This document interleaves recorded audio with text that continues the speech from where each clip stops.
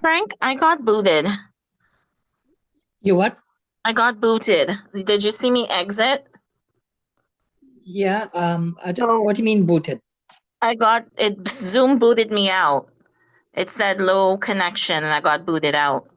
But it seems that I managed to get us on live Uh-huh. and I'm on my phone. So it should be okay on my phone. I just, I need a new computer desperately. Okay. So I'm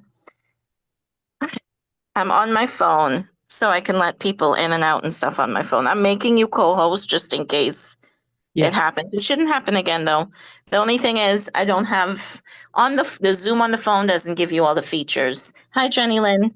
I bought your book today. General, thank you. Yeah, because I know you sent us the e-copy, Yes. but I don't know if it's just me. I have a really old Kindle. So I wanted to continue reading it because I started reading it at work on my computer. And Okay. I tried to download it off the Kindle and open it in like the Adobe format, but Yes. Kindle wasn't allowing me to. I guess you Oh, it's a need, different format for Kindle, that's why. well, no, I tried to do it via the Adobe and the Adobe kept saying I have to sign in or whatever. And I tried to delete because it's been a while since I've gone on my Kindle. And so I tried to delete the Adobe app and reinstall it, and it just wasn't allowing me to. So Okay. I said, you know what? I'm just gonna just buy the book so I can open the Kindle and have it on the Kindle. Very nice. Well, thank you. Hope you enjoy the I call it cathartic experience, just throwing out everything that was in my head in 2014. I can't remember. I can't believe so much time has passed, but anyway, Wow. that's how it goes. Yeah, yeah. So I can't wait. Alrighty. Um, so Frank, you are co-host, okay? And hopefully Mutila Okay. will be on soon. Yeah. I should be on for the rest. It shouldn't give me an issue. It's just the laptop is so slow that it can't handle too many things at once. So if I'm in one application, I guess I have to stay in that application. Okay. So, Frank, where are you based? I'm in Canada, in southern Ontario, on the Oh, border between Ontario and Michigan. So just across the river from Detroit. okay, okay. Yeah, I was out there. Let me see it. Well, we were in Windsor, and Yes, we Windsor. went to we went Depends here. across the border to the African American Museum. Oh, yes. Yeah. Yes, so that Well, was, I can't remember what year, just before the pandemic. So maybe 2020. well, the way the politics is now, not too many of us risking crossing the border. I mean, my telephone, I'm right on the border itself, so my telephone tends to roam in the US. Okay, good. But the company I'm with, they granted me local status in the US along the border, so I Fine. don't get dinged for my phone roaming there. Okay, good for you. Yeah, I lived in Toronto for 10 years Oh, and left during the pandemic. I had enough. and where are you now? I'm in Merida, Yucatan, Mexico. Oh, right. That's right. Yes, Mhm. you were on last time. Yes, yes. So I came here, well, just exactly 4 years ago. It was the end of June 2021. So we're here exactly 4 years now. Oh, It goes hmm. so quickly. Well, I'm just a novice writer. That's not my area of expertise. So I'm learning a lot from these guys since I joined poetry and prose. Well, I would learn too, So because I love to write, but I don't have material to formal writing qualifications, but I've written tons of books because I love to write and I like storytelling. Oh, oh my gosh. yeah, Okay, I wrote Mutila, okay, I'm gonna. More adjoining. I wrote. Are you hearing me? Yes. So I have on Amazon a book called Love Has Two Moons. Now it's 2 moons. Yeah, Okay. Love Right. Has Two Moons. And it's a book of it's a novella with 3 short stories as well. Okay. And it's all based on true happenings, but I've made it into a fictional piece. Wow, right. Interesting. I will look for it. If you get it after you read the novella, I'll tell you what the true parts are. Okay.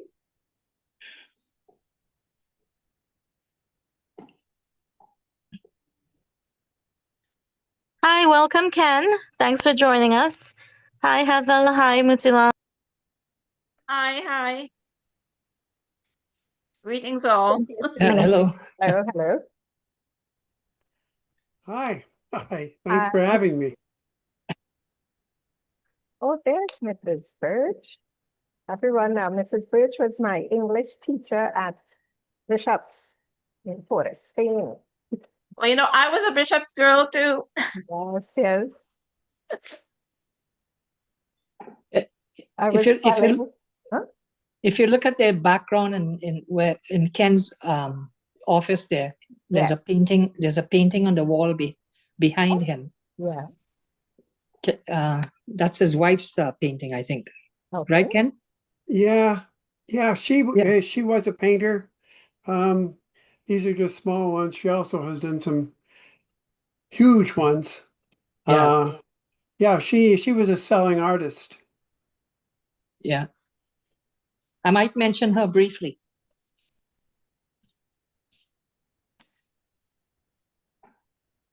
So this group I belong to, Poetry and Prose, consists of real writers like yourself, and then novice people like me and others, and and we meet once a month, and we have a good time, and we try to keep it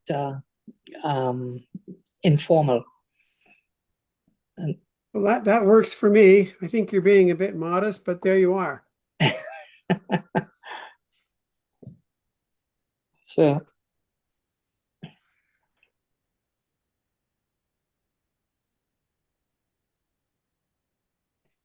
where are most of your wife's paintings shown? Is there a museum somewhere? Or?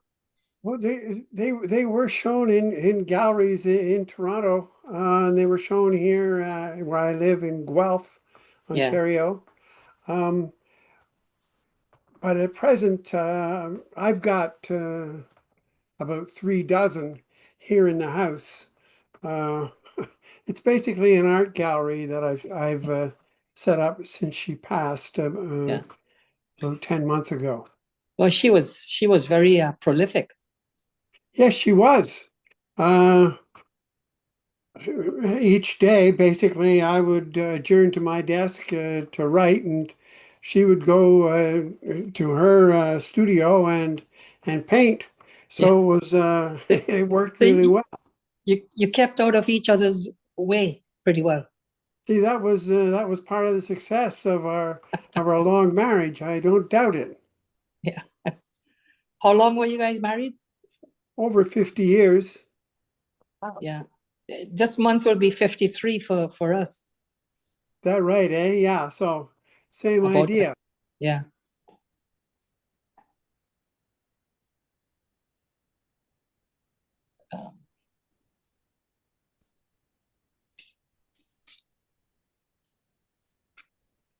The person who operates does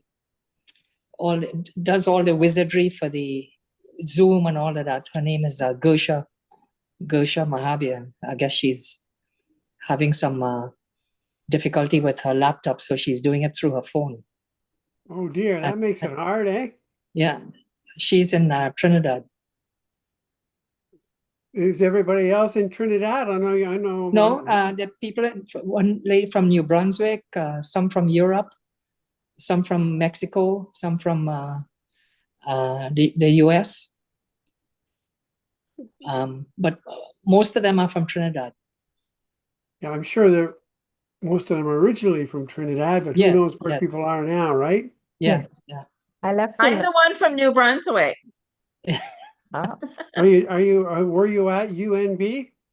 No, I'm in a small town called Riverview, right beside the city of Moncton. No, Okay. he want to know if you're from University of New Brunswick.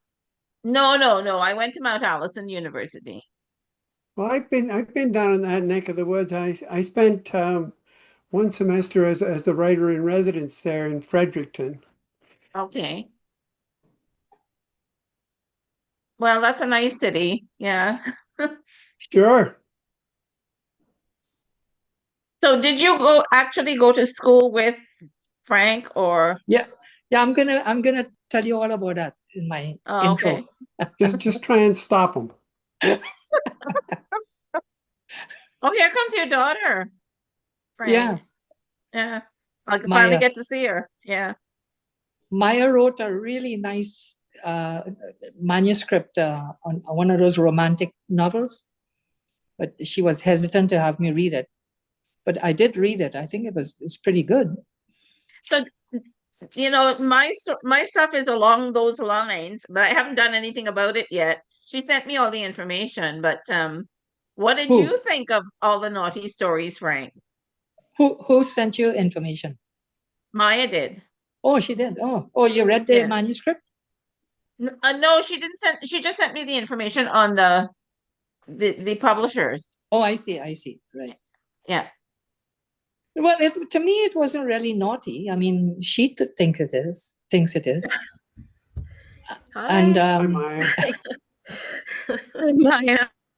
I was. She's never been to Trinidad, but I was impressed with her. She did use some Trinidad vernacular in her manuscript, and it was quite appropriate. So I was impressed with that. She can be an undercover Trini. Yes. I would have thought you would have forced her to get down to Trinidad. Well, Dangerous there now.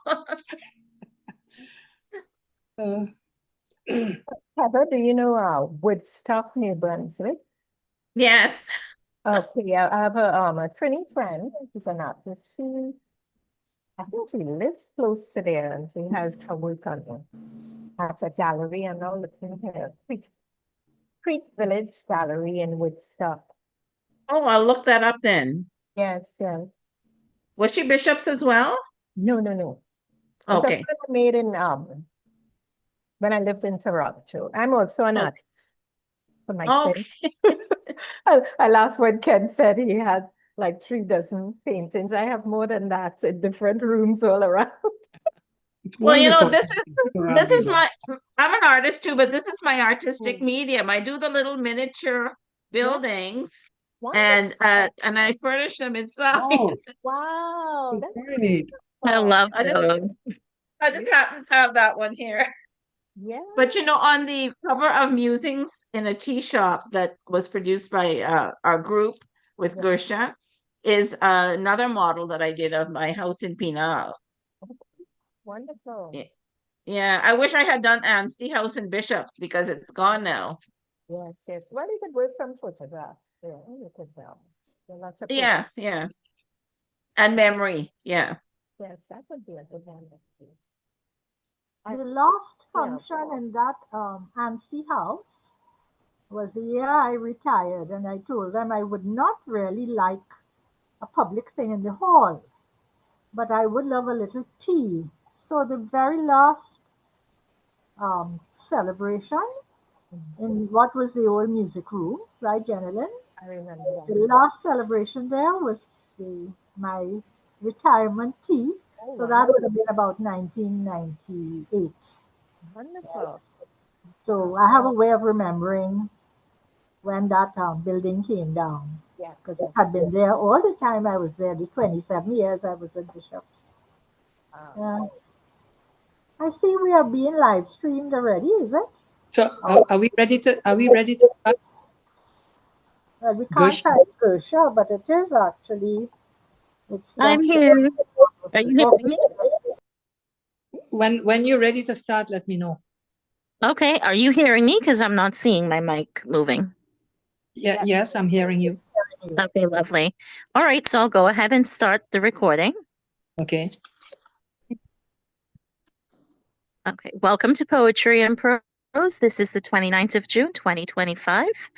And Frank Mohan has been so gracious in planning this meeting. He's also our wonderful chairman for today.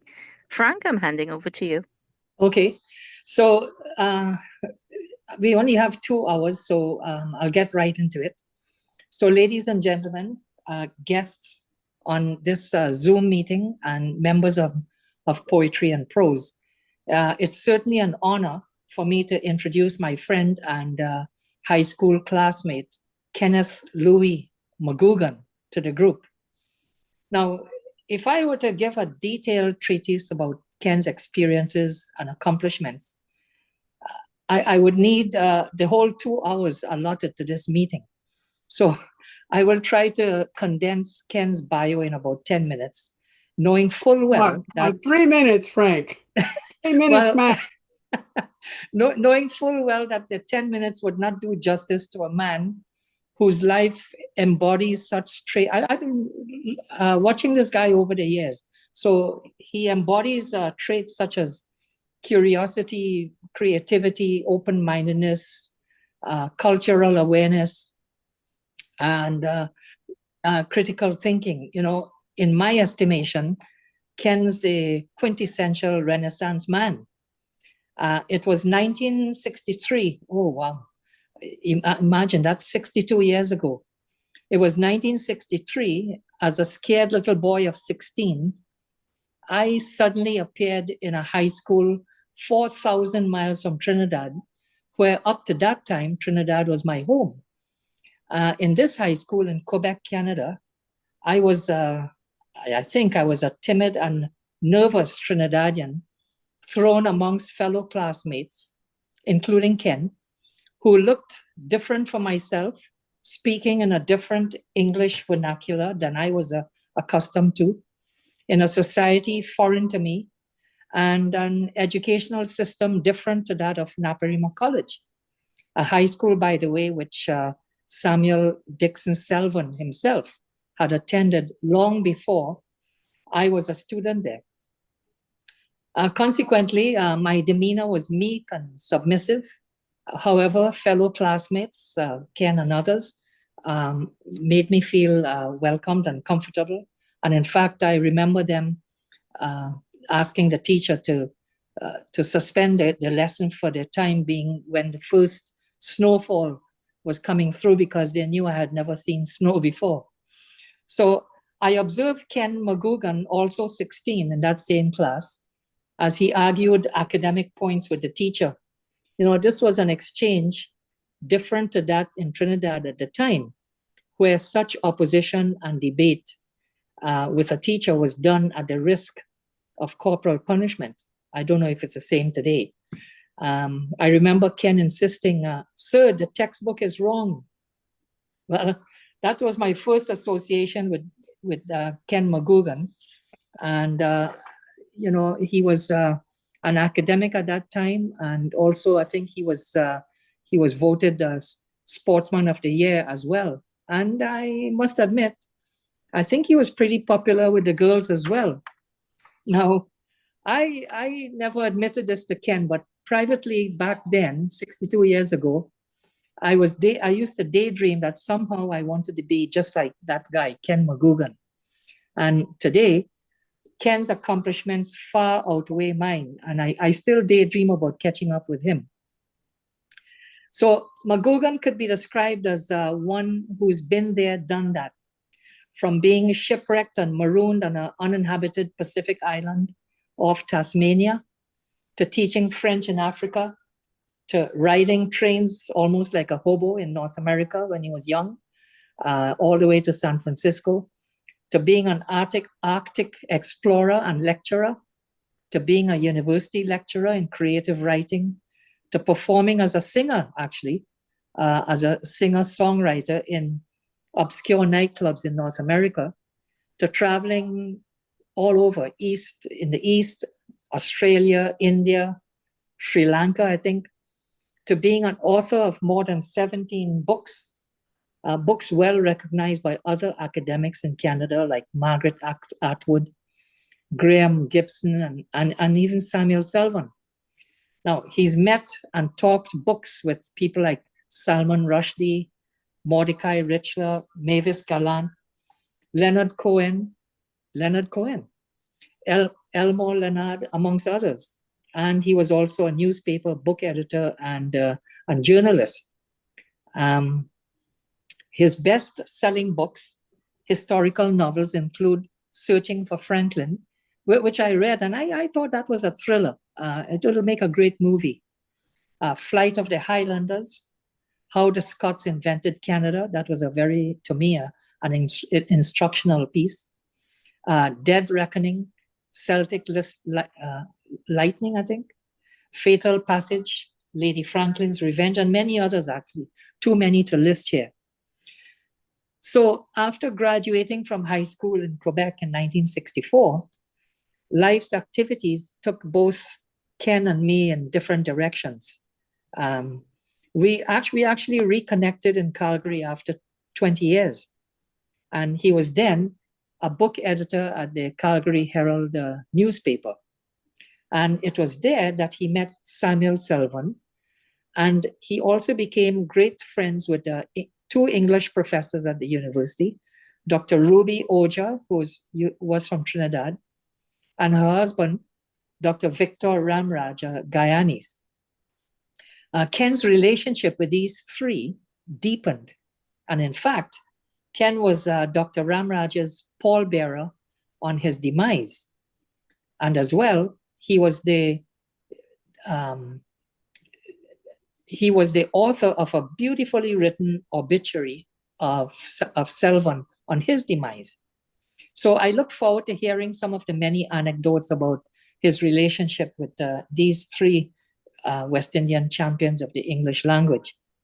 So McGugan is an accomplished writer of historical and biographical narratives, and his list of accolades and awards and honors are too lengthy to list here. But, some examples are, he has a master's degree in creative writing from the University of British Columbia. And he was a lecturer in creative writing at the University of Toronto, where he won a Teaching Excellence Award. And he has taught creative nonfiction writing at University of King's College in Halifax. I think Heather might be familiar with that place. He also won a fellowship to the University of Cambridge, I think for historical nonfiction writing. And he served as writer in residence at multiple institutions, Mount Royal University, Stromness Public Library, Tasmanian Writers Center in Tasmania, Toronto Reference Library, University of New Brunswick, and even at the prestigious Banff Center of the Arts as well. So with this little introduction,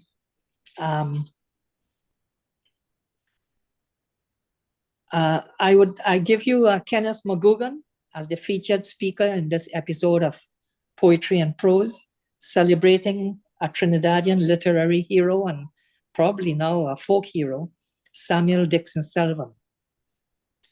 Well, thank you. Thank you very much, Frank. You went a little overboard there. That was a bit embarrassing, Frank. But that's okay. Yeah, I'll tell you about meeting up with Sam, and it all began actually with Victor Ramraj, who became my best friend ever, the best friend I ever had, actually.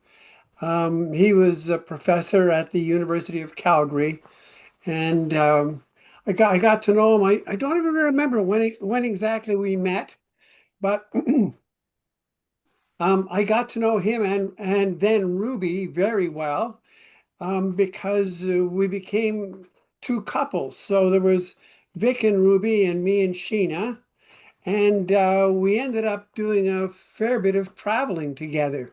We went down to Australia. Victor was a figure in post-colonial literature internationally. and he often went and gave the leading uh, talk at a given conference, and he managed to get me invited to more than well, a few anyway. One of them, we went down, and so we traveled with Victor and Ruby down to Canberra and then Sydney in Australia. That was, I think, my first time down in Australia. Together, we did go, as well as Frank mentioned, to Sri Lanka in Colombo, where I gave talks as well. And of course, en route, went to India, always interested in adventuring. We went to Malaysia. I still remember um, we got a tip from uh, Victor's son, also called Victor, to visit the Parentian Islands. And Sheena and I went there first, and I still remember Vic and Ruby slogging along, hauling their luggage through a kind of rough stream. And we had a wonderful time that was Malaysia in the Parentian Islands. And then another time when I got I Pierre Burton, a Canadian writer, gave his boyhood home over as a writer in residence thing. And I got to spend 3 months there. And Victor and Ruby came up and hung out in the Yukon with me and Sheena. So we did a lot of traveling around together.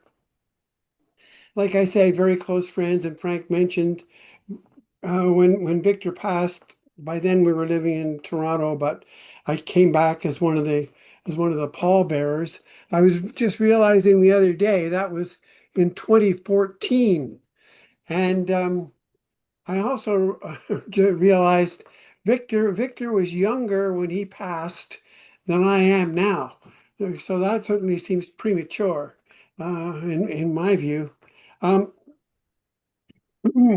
Now, Victor was extremely erudite. Oh, yeah. I mean, this is probably reversed, so you can't really see it.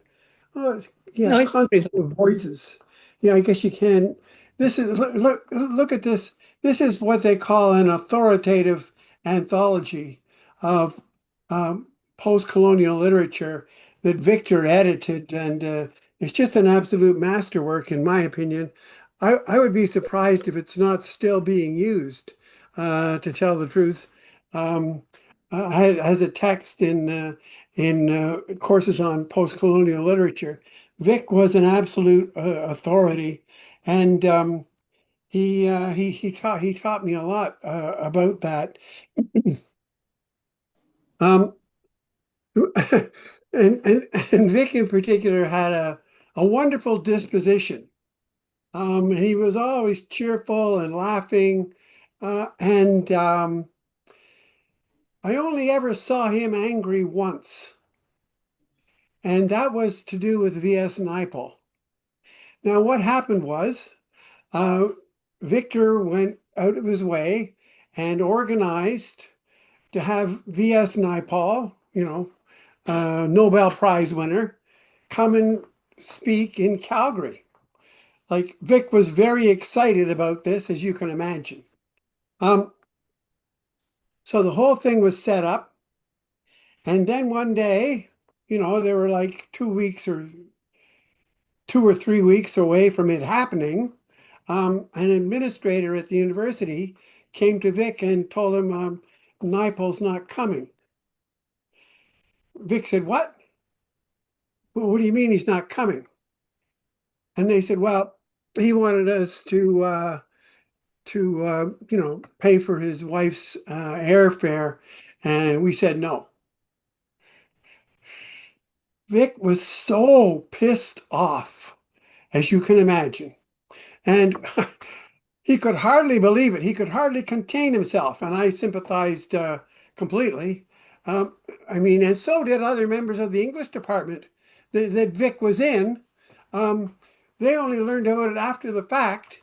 I mean, Naipaul had recently married, and if you're bringing him to Calgary from England, the least you can do is pay his airfare for him and his wife. Anyway, Vic was outraged. I was upset myself. And the people in the English department said, look, we would have paid ourselves if only the administrator had come to us and asked us. So that was the one time in our 20-year relationship that I ever saw Victor get angry. Now the thing here is, as Frank was pointing out, that he and I were at high school together over 60 years ago. So a lot of these, I'm amazed to think, a lot of these memories, go back at least 35 and 40 years. So it's it's been a while. So what happened was Victor, being who he was, actually Victor arrived in Calgary in 1970. Sam Selvin arrived more or less in 78. Both of them were there before me. I didn't arrive until late 1979, and it wasn't until the early 80s that I gained control of. There used to be these things called book sections when we had, full-blown newspapers. So I was in charge of the book section, uh, which was a terrific job for me. It took me a while to get it, but I actually created it there. And there was nowhere else I wanted to be. I mean, I was always a writer, and and I was writing I in the well, actually, well, I'll tell you in a second. So I met Sam, and it was yeah, he'd come over in 1978. He'd been a writer in residence at University of Victoria, at University of Alberta in Edmonton, at University of Winnipeg, and latterly at the University of Calgary. Victor was the one Sam had, taken a job. Sam was very modest and unassuming and irreverent. And he'd taken a job, he'd seen a job advertised to work as a janitor. He was obviously already, an international literary figure, but he wasn't puffed up with himself. And he was working as a janitor, and Victor saw that. And Victor recognized him and said, well, what's going on here? Sam, what's going on? Sam said, I'm just working here. And Victor got him installed as a writer in residence. So these appointments are not long lasting. That's the problem with them. For any writers, certainly in Canada or actually anywhere. So anyway, so Sam was then writer in residence. I wrote I wrote a profile of Sam when I got to meet him for the newspaper, the Calgary Herald. I reviewed his book when it was reprinted. You got to have an excuse to write about somebody, right? So there has to be a peg there. So when Sam republished The Plains of Caroni, I remember calling it a literary calypso. So I wrote about that. And then I got Sam to, because I was running this book section, I got Sam to write the occasional review. But he didn't actually like that very much. I mean, he would do it. But so I said, fine, I didn't want to lean on anybody to do what he didn't want to do. So we would meet for lunch occasionally just for the fun of it. And Sam was the one. Oh, so in my first book, actually, this one, Canada's Undeclared War, this I published in 1991, and I was drawing on a lot of the stuff I'd written in the newspaper, in the Calgary Herald. And, there's a section in here on Sam Selvin, right there. Yeah, because I was very taken with him. And I read quite a few of his books. I've got this one. I think someone might be talking a little bit later about Lonely Londoners. I've got a couple of his other books too. But maybe you folks have really well organized libraries. I myself have a library, but it's like in chaos. So I can find the odd book, but I can't find every book. And Sam was the one who got me interested in the idea of calypso, and I ended up writing a novel called Calypso Warrior that is set in Montreal. And I'm not flogging this book, by the way. I'm a little upset with it, not for anything I wrote or or the content or anything like that, but okay, back in the early 90s, as you may all recall, some of you may not have been born, but okay, back in the early 90s, um, technology wasn't as good, or at least I wasn't as good on technology as I like to think I am now. Anyway, I did a global search and replace on the name of a major character. And so I changed, and I thought, well, that global search and replace, I should take care of all of it. But it didn't. It didn't. And so it's messed up. A major character has two different names and it's not all clear. So I'm upset. I'm still upset now, 35 years later, um, with with that. So it's an imperfect book, and I tend not to not really to talk about it. But I'm talking about it here because Sam informs it. Sam informs it because I got talking with him about Calypso, and he was the one who, told me about the Calypso Wars, and he lent me a couple of his books out of his personal library on Calypso, and she told me plainly she loved Yankee money, and she said, Lord Invader, money for to buy rum and Coca-Cola. Don't bother if you ain't got the Yankee dollar. That's one of my favorites. So, yeah, and I love the larger than life personae that the Calypso singers used to develop, like Lord Invader, even Mighty Sparrow. They're all kings and lords. It's fantastic. And the irreverence of Calypso. So I took that idea, but there was also something deeper. Um, and as most of you probably know, Sam also had he wrestled thematically with the idea of identity and who he was, being of East Indian descent in Trinidad. He felt part of a minority culture, and again through some books that either he or Victor lent me, I read about the idea of cultures designated minorities within a majority culture and having a difficulty with a majority culture. That experience is a shaping experience. And I really identified with that because, well, I'm actually part French Canadian, 1/4 by blood. And I, I speak, or I did years ago, speak fluent French. I taught French in Tanzania, in Dar es Salaam.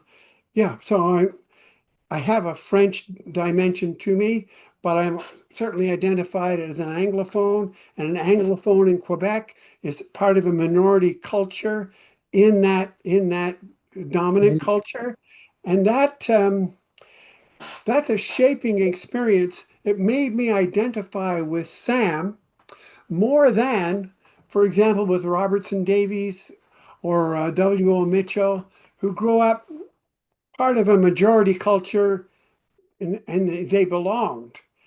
So I was always an outsider, or I experienced myself that way. And that made me able to identify with Sam. And that is certainly part of what I was exploring in this book. So, yeah, the whole idea of marginality was was one that Sam brought to the fore for me. Um, and so he became in effect a well, I drew on a character of how I perceive Sam in creating a fictional character in this novel that I can't really recommend because I messed it up. So there's that as well. Um, I don't know. I did also. It was Victor who invited me, and after the death of Sam, I mean, I remember Sam leaving before he went on that last trip down to Trinidad, and I remember we were at a big soiree where the writer Michael Ondaatje had, deposited his papers with the University of Calgary, and there was a big event, and I was there.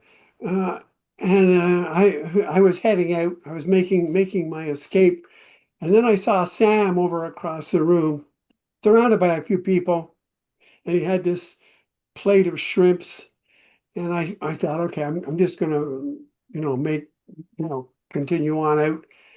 But then I said, no, I'll just say hi to Sam. So I went back over, and I, you know, pushed my way in, and I said hi to Sam. He was glad to see me, and um, he insisted that I have one of these shrimps that he had this whole plate of. I said, okay, okay, and that was the last time I saw Sam, and he went down to Trinidad after that, and it was there that he passed in 1990. Was it 93 or 94? Anyway, uh, Victor was the editor of Ariel magazine, a literary magazine devoted to post-colonial literature, and he invited me to write a remembrance of Sam, which I duly did. And yeah, so that was my experience with both Victor, who was, as I say, my best friend ever, and Sam, who was also a good friend. And That's all I've got to say, unless, of course, anybody has any questions or complaints or comments. I mean, that's okay too. You worked with some on some presentation you had in Sri Lanka, did you not? Yeah, I did. There was again, a post-colonial literature conference over there.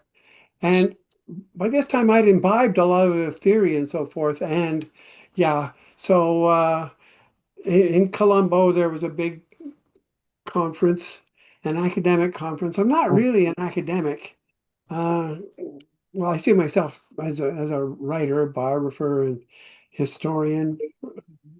But yeah, so I gave a presentation on Sam, actually based on the longish obituary that I published in Ariel, because I wrote one for the Calgary Herald, and then I wrote the longer piece for Ariel magazine, and I delivered a much more coherent speech than you're hearing now Mhm. at the conference in Colombo.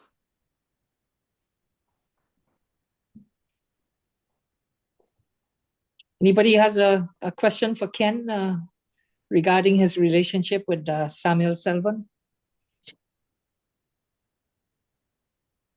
No complaints? Hi, this is Gersha. Did you guys ever, as writers, when you were talking, share any pieces of wisdom that he may have said of how he thought of his writing and the writing process? Well, I mean, I had his books there in front of me, and the parallel that came to me, I mean, writing in dialect and so forth, um, it brought me back to Michel Tremblay, a writer who brought Joal into the into French literature. Certainly, I see Sam as absolutely doing that, and we talked about it in general terms. But mainly, our favorite discussions were about calypso, what it meant, the irreverence and the humor, and the whole spirit of calypso was what I enjoyed the most. And I found that in Sam's work. That to me was the spirit of calypso, and that's what I embraced. and what I took from Sam.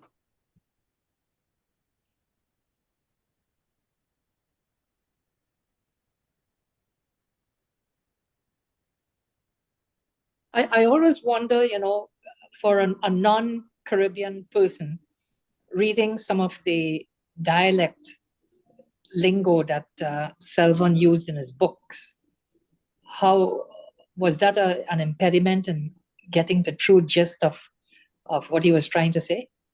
No, I think that was that added to what he was trying to say and what he was doing. Uh, no, it was completely understandable. I mean, all the way through. I mean, you might get the odd phrase or something, but the drift, the sense of it, it was always there. There was no impediment whatsoever. I Mhm. admired, I admired the way he did that, and that he had access to that, which, as I say, it's a distinctive approach within a global language, if you will. But I saw no, I felt no impediment whatsoever. I remember reading something that he said to the effect of, I guess it was with the Lonely Londoners. He actually started to write it in conventional language, and maybe with sprinkling bits of dialect in it. But he said, he ran into a writer's block. Mhm. And then he went back and he started writing it in Trinidadian dialect, which I find wonderfully entertaining. And he found that it just flowed. I mean, I always enjoy seeing a couple of Trinidadians go back and forth. Yeah, That's very amusing to me. I think to them too. To you too. yeah. My, my daughter who is listening in right now, we had Ramraj. The Ramraj is over to our house in Calgary, and here is the department of head of the department, English department. And after a few drinks, we got going and we lapsed into the Trinidad or West Indian dialect, which with its suspect grammar. And my daughter, who was about 8 or 9 at the time, I remember her taking Ramraj to task with some of the grammar he was using, so, which was quite funny. So, well, Ken, We thank you very much. wait, we have a question in the chat. Oh, okay. Um, Sam's work, like many of the early Caribbean literary works, speaks to issues of masculinity, in particular working class masculinities. Would you like to respond to this? No. Speaking as a male, uh, no, I think that's a question for someone who's more erudite than I am.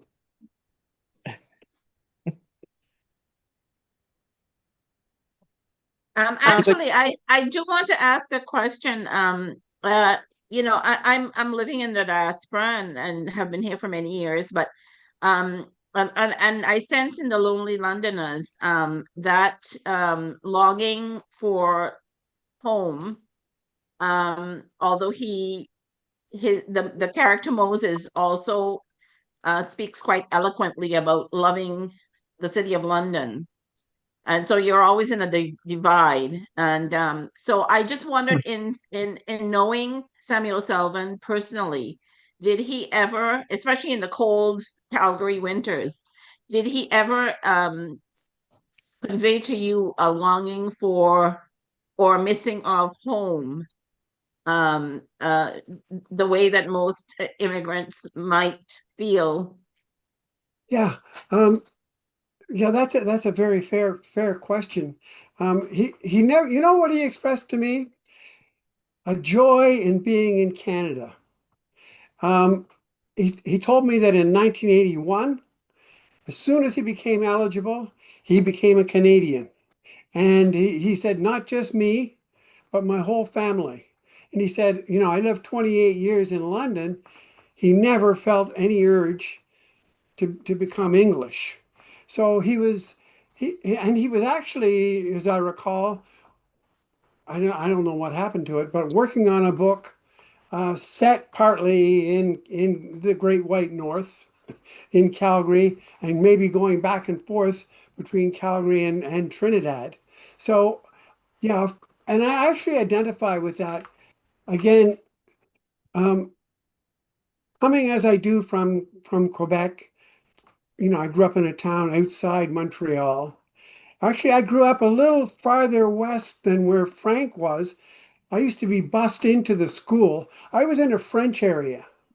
I was very much in a French town called Saint-Marcel-le-Lac. So I would go home. That's where I would be living in a French world. But I feel the same. I'm living in Ontario now, and I've been away from Quebec and Montreal since 1979 permanently. I've been back many times. But yeah, I understand that yearning for home. That yearning for home, and it's a mixed feeling. You can be very happy where you are in one way, and I think Sam was happy. That's what he expressed to me. He proudly displayed, his Canadian um, pin, maple leaf pin. But yeah, so he was. I think like any member of any diaspora, there's always this feeling of well, you're home here and it's great. You also remember your home there, and you kind of miss that. Um, but I think that's something that any immigrant goes through, any first generation immigrant. So I imagine people here could speak to that better than me. Although I feel it with regard to Quebec when I go home, and that's home to me, and it's a different world than the rest of Canada. So I understand it. I understand that feeling of division. Um, but like I say, Sam to me always expressed his pride and his joy in being in Canada. He didn't feel the same way about England. That's my Hmm. that's my understanding. That's interesting because his character Moses loves London, Oh and yeah. one of the passages I read later from the book is on that topic. Yeah.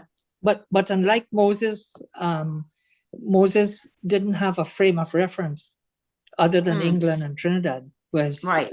Selvin, And it was probably written at that time before yeah, Sam experienced Canada. yeah. Yeah, Yeah. what happened is my understanding is Althea, his wife, had family in Canada. Hmm. And, they were based in London, I guess in 76, 77.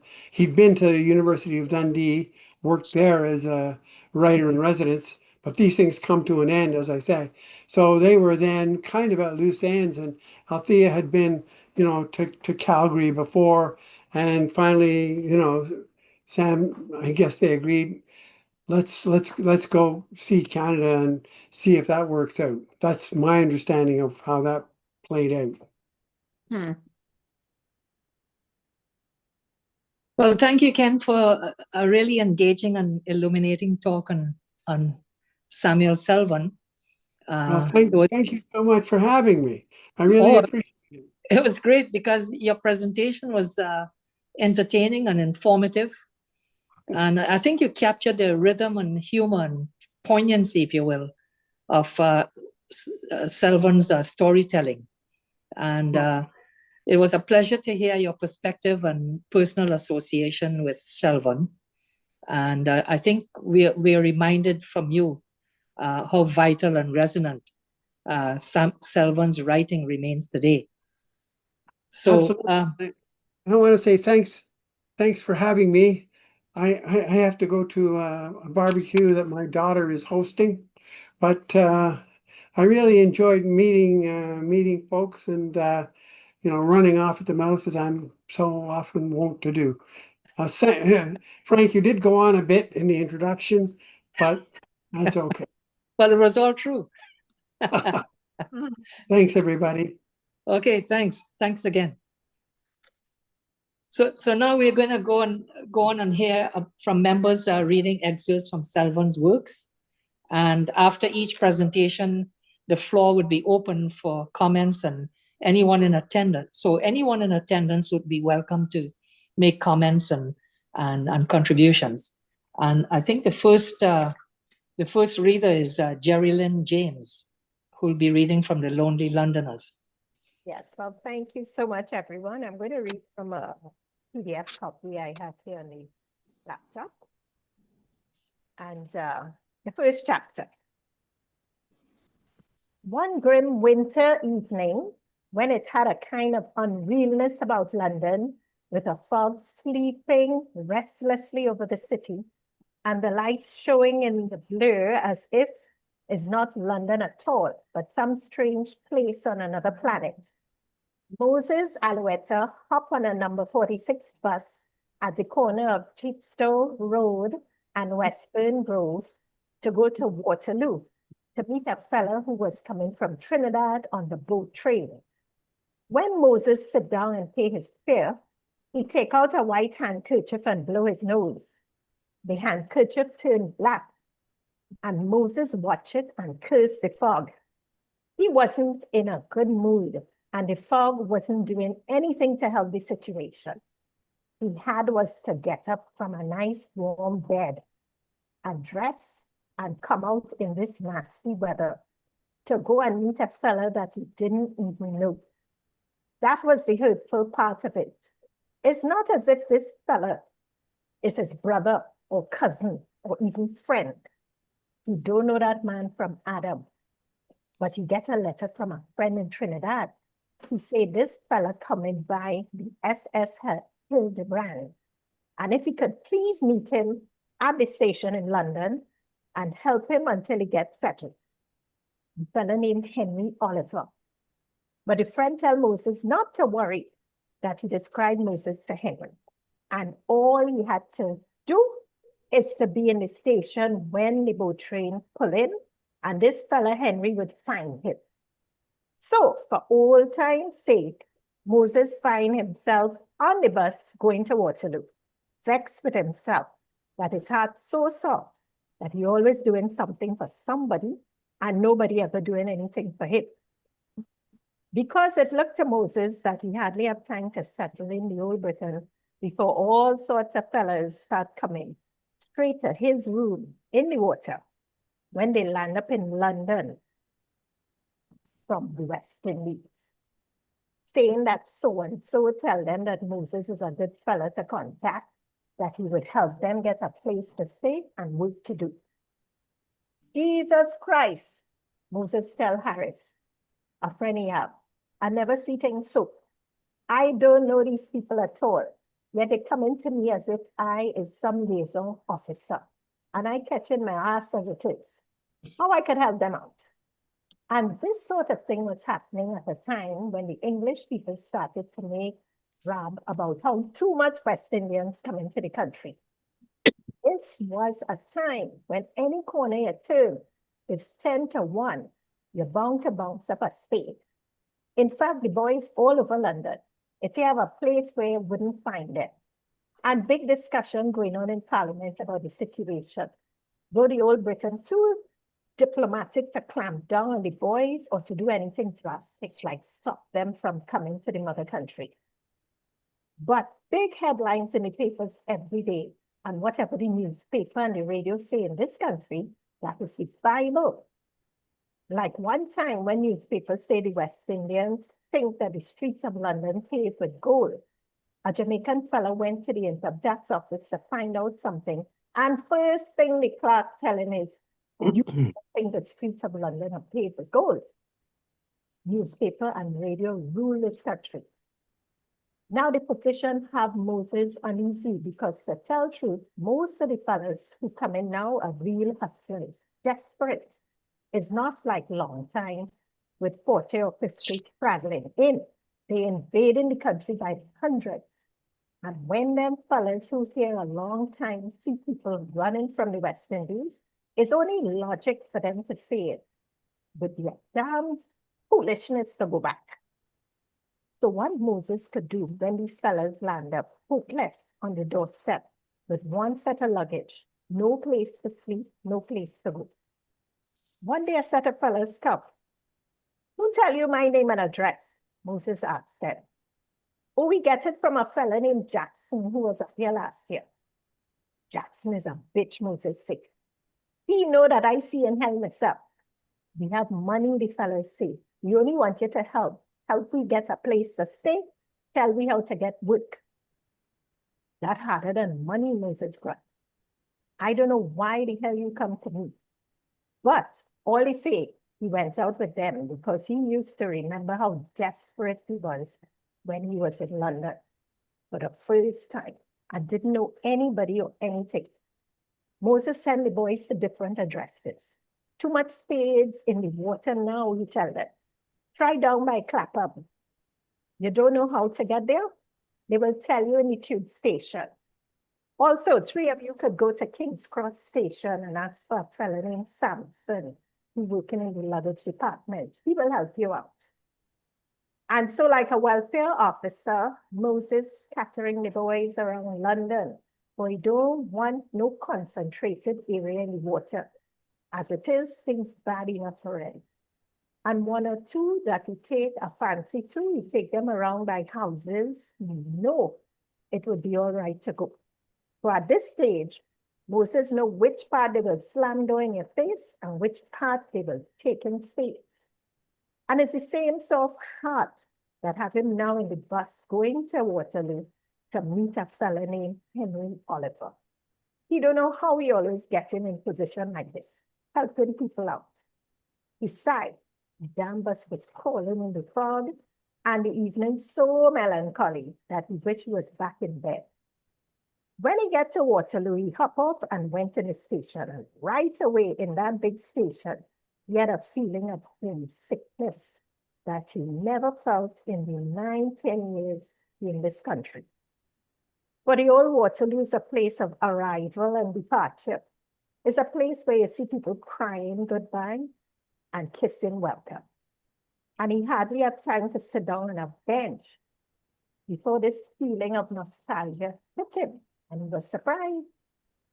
It had some fellows who had Britain long, and yet they can't get away from the habit of going to Waterloo whenever a boat train coming in with passengers from the West Indies. They like to see the familiar faces. They like to watch their countrymen coming off the train. And sometimes they might spot somebody they know. Hey, Watson, what the hell you doing in Britain, boy? Why you didn't write me you was coming? And they would start big old talk with the travelers, finding out what's happening in Trinidad, in Grenada, in Barbados, in Jamaica, and Antigua. What is the latest calypso number? Is anybody dead? And so on. And even asking strangers questions they can't answer. Like if they know Tanti Simmons who live in Lavas in Port State, or a fella named Harrison working in the Red House. But Moses, he never in this sort of slackness. The thought never occurred to him to go to Waterloo just to see you coming up from the West Indies. Still, the station is that sort of place where you have a soft feeling. It was here that Moses did land when he come to London. And he have no doubt that when the time come, if it ever come, it would be here he would say goodbye to the big city. Perhaps he was thinking it's time to go back to the tropics. That's why he feeling sort of lonely and miserable. Moses was sitting there on a bench smoking a woods when a Jamaican friend named Tolroy come up. The boat train come yet? Tolroy asked, though he know it didn't come yet. No, Moses, though he know that Tolroy know. Boy, I expect my mother to come, Tolroy said in a nervous way, as if he's frightened at the idea. You send for sheep? Moses said. Yes, Tolroy said. Ah, well, I wish I was like all your Jamaican, Moses said. Well, they could live on 2-3 pounds a week and save up money in a suitcase under the bed. Then when you have enough money you're sending for family, I can't save a cent out of my pay. What I do is my business, Tolroy said, taking offense. Yes, I ain't say a bad thing. I'm trying to do the same thing ever since I come to this country. I was just thinking about when you yourself did first come, how I helped you to get a job in the factory and how you have so much money saved and I have a cent. So it go, boy. You're still living. You live in Harrow Road? Yes, but now the old lady coming. I will have to look for a bigger place. You know about any? Not my way. But Big City was telling me yesterday it have a house down by the Grove, but have some vacant rooms. Why you don't see him and find out? I will see him tomorrow. You have a cigarette? I just smoke in the last. Tolroy sat down on the bench with Moses and the two of them watching Waterloo Station. All the things that happening, all the people that coming and going. Where your guitar? Moses asked. I didn't bring it, man, Tolroy said. When Tolroy did left Jamaica, he bring a guitar with him to Britain. And he always have this guitar with him, playing it in the road, in the tube, and when he's standing up in the queues. You better get platform ticket, Moses said. And it was just in time for the boat train pull in and people start to come off the train. Moses stand up out of the way with his hands in his pocket, not interested in the passengers, only waiting for this fella Henry to come so he could get back home out of the cold and the fog. It had a Jamaican fellow living in Brixton that come to the station to see what tenants he could pick up for the houses that he had in Brixton. This test, when he did first come, open a club, and by he save up money and buy a house.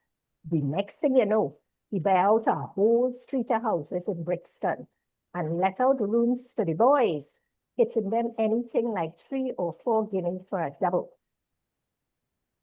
When it comes to making money, it ain't nothing like ease me up, both of his countrymen together in the old London. Sometimes he put bed and chair in 2 or 3 big rooms and tell fellas they could live in there together. But each would have to pay £1. So you could imagine 5, 6 fellas in one room and they just pointing money for soap.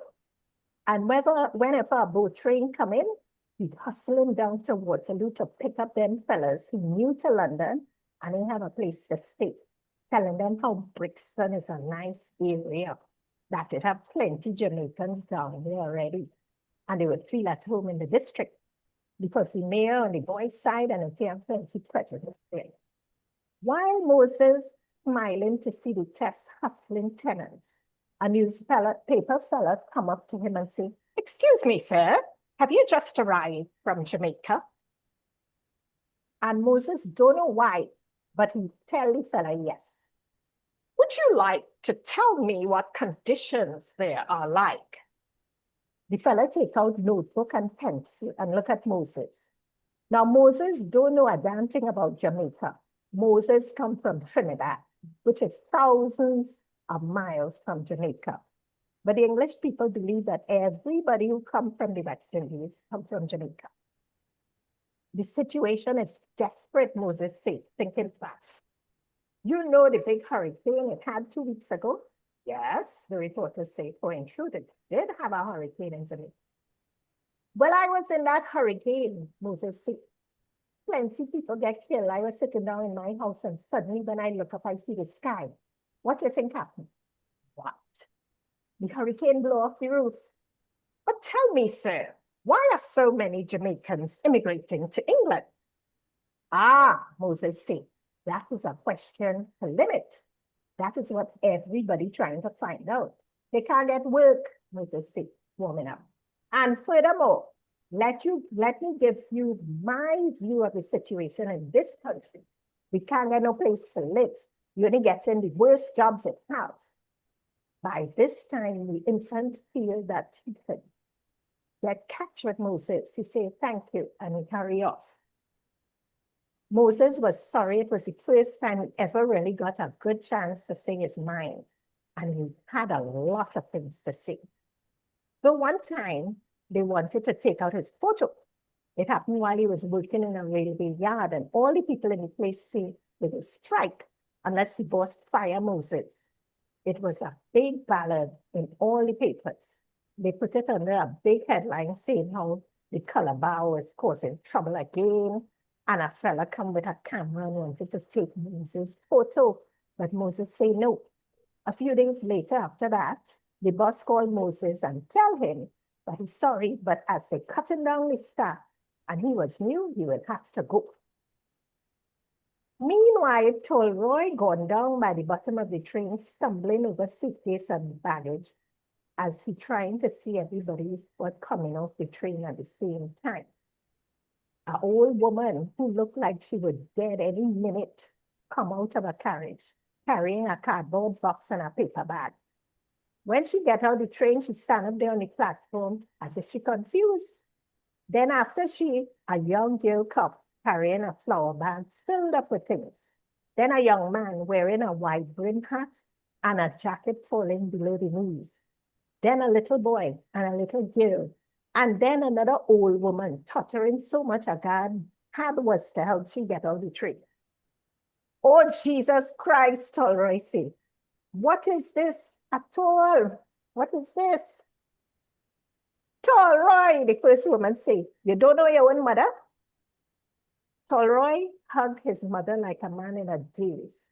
Then he said, but what Auntie Bessie doing here, ma? And Agnes and Lois and the two children. All are we come, Tolroy. I said, this is how it happened. When you write home to say you're getting £5 a week, they will say, oh God, I'm going to England tomorrow. Well, Agnes says she's not staying at home alone with the children, so all a week out. And what about Tanty? Well, you know how old your Tanty getting. Tolroy is ashamed to leave she alone to dead in Kingston with nobody to look after she. Oh God, Mal, why you bring all these people with you? Tolroy started to shiver with a kind of fright. Ah, you see what I tell you? Tanty said to the mother. You see how ungrateful he is? I would go back to Jamaica right now. And she'd make as if she was going back inside the train. Tolroy, ma say, you remember when you was a little boy, how you used to live at Tanty, and she used to mind you and send you to school and give you tea and bake in the evening? You remember them days? When Tanty gave you shoes to wear and pants to put on your backside. How you expect to leave Tanty behind when all the family go in England? But ma, you don't know what to put yourself in. Tolroy started to argue right there on the platform and people watching them. A porter pushing a trolley saying, come on there, out of the way, and nearly bounced up Tanty, who was looking all about in the station with her eyes wide open. Look at trouble here, Tanty said, mister, you best have mind what you're doing, yes? If you touch me with that thing, I'll call a policeman for you. Tolroy pulled all the family out to the way and then stand up there arguing. But Tolroy ain't catch himself yet. He can't realize that all these people on his hands in London in the grim winter and no place to go to sleep. The reporter fellas see this small crowd and figure that it looked like a family who might get a good story from them. Why so much Jamaican coming to London? So he went up to Tanty and said, excuse me, lady, I'm from the Echo. Is this your first trip to England? Don't tell that man nothing, Tolroy growled. Why are you so prejudiced, Tanty said. The gentleman asked me a good question, why I shouldn't answer. And she turned to the reporter and said, yes, mister, it's my first trip. Have you any relatives here? Are you going to live in London? Well, my nephew Tolroy here is this country a long time, so he sent for the rest of the family to come and live with him. Not so, Tolroy? But Tolroy gone to help Lois and Agnes find their luggage. Tolroy is a good boy, Tanty said. I mind him since he was small. Yes, the reporter said, but can you tell me why so many people are leaving Jamaica and coming to England? It's the same thing I say, Tanty said excited. I tell all of them who come in, why you're leaving the country to go England? Over there it's so cold, the only white people that's live there. But they say it have more work in England and better pay. And to tell you the truth, when I hear that Tolroy getting £5 a week, I had to agree. Tell me, madam, what will you do in London? Oh, me? Tanty looked around as if the reporter talking to somebody else. Why I come to look after the family? All of them was coming, so I had to come too, to look after them. Who will cook and wash the clothes and clean the house? This time, so Ma pulling Tanti hand to make she stop talking, but Tanti only shaking off the hand. What happening to you, Tanti? Tell Ma, you can't see this gentleman from the newspapers come to meet we by the station. You have to show that we have good manners here. May I take your picture? The reporter asks. He want to take photo, Tanti nudged Ma. Where are the children? Tolroy, Agnes, Lois. She calling out as if she calling out in her backyard in Jamaica. All you come and take photo, children. The mister want a snapshot. One of you alone will be quite sufficient, the reporter said. What, Tandy said? You can't take me alone. You have to take the whole family. And she went to round up the rest. Now Tolroy don't want to have no part in this visit. But Tanti insisted so much that not so much a bigger scene, people standing up and watching them. He went and stand by Ma with a sulky face. Wait a minute, Tanti tell the reporter when he was ready, and she began to open the big cardboard box right there on the platform.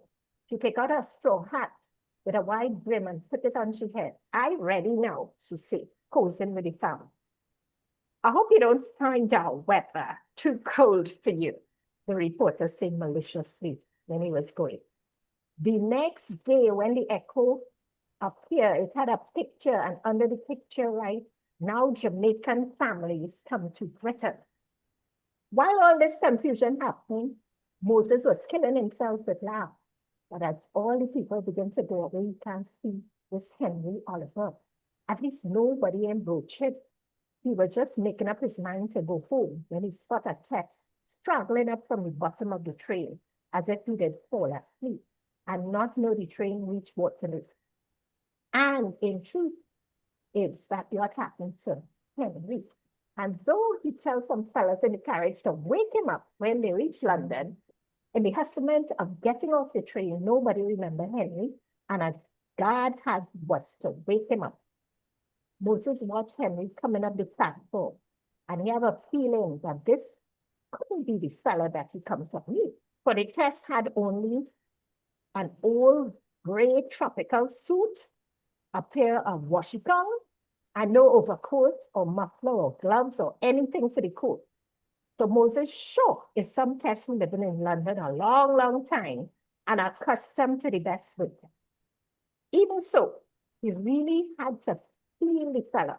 So as the evening advancing, it getting colder and colder, and Moses stamping his foot as he stamped up there. Jenny Lynn, Yes. I was thinking we have 30 minutes to go. Yes. Listen, your reading is great. It really captures the humor and the irony of Selvon's stories. And, as people in the diaspora like me and Heather and so on, we could identify with that, with the story. But that's for another time. Yes, certainly. Yes, Great reading. That could be on radio, I think. Yes, I enjoy I have relocated 8 times since, leaving Trinidad. Yeah. So I really enjoyed this opening chapter and the book on the whole, because I tell people, it's quite, I like the challenge of relocating, entering people's bubble, I call a bubble of consciousness, and seeing how I could survive and thrive in this bubble. And so it's captured in the Lonely Londoners, what people think. I agree.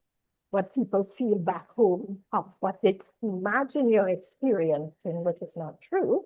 They think you have so much money, and so they want to come and partake in this wealth that they imagine that you have. So it's Great. Well, we should move on because we have quite a few readers, and maybe if you can limit your reading to about 10 minutes or so. So I think Gersha Mahabir is going to read something about Cain is bitter, a commentary. Sure, but I had Krishna next because I believe he's reading as well. Oh, okay. Samaru, he's supposed to be reading My Girl and the City. Okay. I can certainly go after. Krishna? Right, I'll get right into it. My girl in the city. All these words that I hope to write, I have written them already many times in my mind. I have had many beginnings, each as good or as bad as the other. Hurtling in the underground from station to station, mind the doors, missed it. There's no substitute for wool. Waiting for a bus in Piccadilly Circus, walking across Waterloo Bridge, watching the bed of the Thames when the tide is out. Choose one. Choose a time, a place, any time or any place, and take off, as if this were interrupted conversation, as if you and I were earnest friends, and there is no need for preliminary remark. One day of any day, it is like this. I wait for my girl on Waterloo Bridge, and when she comes, there's a mighty wind blowing across the river, and we lean against it and laugh, her skirts skylarking, her hair whipping across her face. I wooed my girl, mostly on her way home from work, and I talked a great deal. Often it was as if I had never spoken. I heard my words echo in deep caverns of thought, as if they hung about like cigarette smoke in a still room, missionless, or else they were lost forever in the songs of the city. We used to wait for 196 under the railway bridge across the Waterloo Road. There were always long queues, and it looked like we would never get a bus. Fidgeting in that line of impatient humanity, I got in precious words edgewise, and a train would rumble and drown my words in thundering steel. Still, it was important to talk. In the crowded bus, as if I wooed 3 or 4 instead of 1, I shot words over my shoulder across seats. One passed a bespectacled man reading the evening news who lowered his paper and eyed me that I was mad. My words bumped against people's faces on the glass window of the bus. They found passage between "Yes, please," and once I got to writing things on a piece of paper and pushing my hand over 2 seats.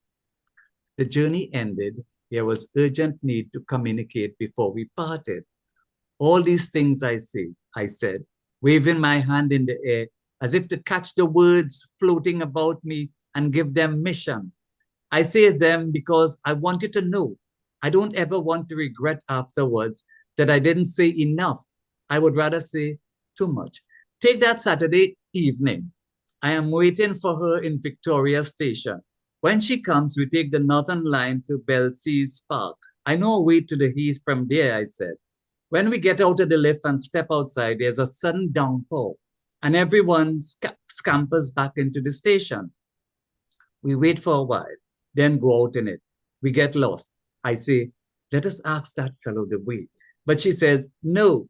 Fancy asking someone the way to the Heath on this rainy night. Just find out how to get back to the tube station. We go back. I get my bearings afresh and we set off. She is hungry. Wait here, I say under a tree at the side of the road, and I go to a pub for some sandwiches. Water slips off me and makes puddles on the counter as I place my order. The man is taking a long time, and I go to the door and wave to her across the street, signifying I shan't be too long. When I go out, she has crossed the road and is sheltering in a door, pouting. You leave me standing in the rain and stay such a long time, she says. I had to wait for the sandwiches. I say, what do you think? I was having a quickie? Yes, she says. We walk on through the rain and get to the Heath, and the rain is falling slantways and carefree and miserable. For a minute, we move around in an indecisive way, as if we're looking for some particular spot. Then we see a tree which might offer some shelter, and we go there and sit on a bench, wet and bedraggled. I am sorry for all this rain, I say, as if I were responsible. I take off her raincoat and make her put on my quilted jacket. She takes off her silken shoes and tucks her feet under her skirt on the bench. She tries to dry her hair with a handkerchief. I offer her the sandwiches and light a cigarette for myself. Go on, have one, she says. I take a half and munch it and smoke. It is cold, dear. The wind is raging in the leaves of the trees, and the rain is pelting, but abruptly it ceases. The clouds break up in the sky, and the moon shines. When the moon shines, it shines on her face, and I look at her, the beauty of her washed by rain, and I think many things. Suddenly, we are kissing, and I wish I could die there and then, and there's an end to everything, to all the Jesus Christ thoughts that make up every moment of my existence. I will end there. Thank you.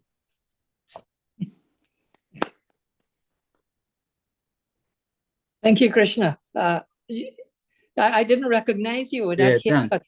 You know, you look about 7 years younger. Well, if you know the truth, I was dreaming I was getting a haircut, and when I woke up, that is what happened. Believe it. Great. Maybe we should move on. Who should we move on to, Gersha? I think I am next. So I'm reading Remembering Sam Salvon, Cain is Bitter. I may skip a few sections of this just because for time's sake, okay? As a high school student in the 1960s, it was difficult for me to get excited about literature.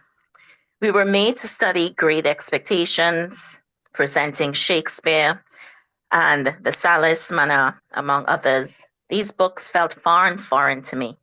Fortunately, by Form 3, I was introduced to West Indian fiction, and especially Samuel Salvon. Sam Salvon always managed to speak to me. I could see myself and villagers reflected in the stories. Literature was no longer about other people's lives, but about us. As a boy, I read Salvon's stories as light reading. Later, at a different level, I came to appreciate Salvon for the great writer, messenger, and philosopher he is. The Cain is Bitter. Salvon examines the break from tradition as the protagonist refuses to accept an early arranged marriage and the life tied to hard toil in the cane fields. Ramesh, and the son of Ramlal and Rupkin, is going to school in Port of Spain at the expense of his less privileged siblings.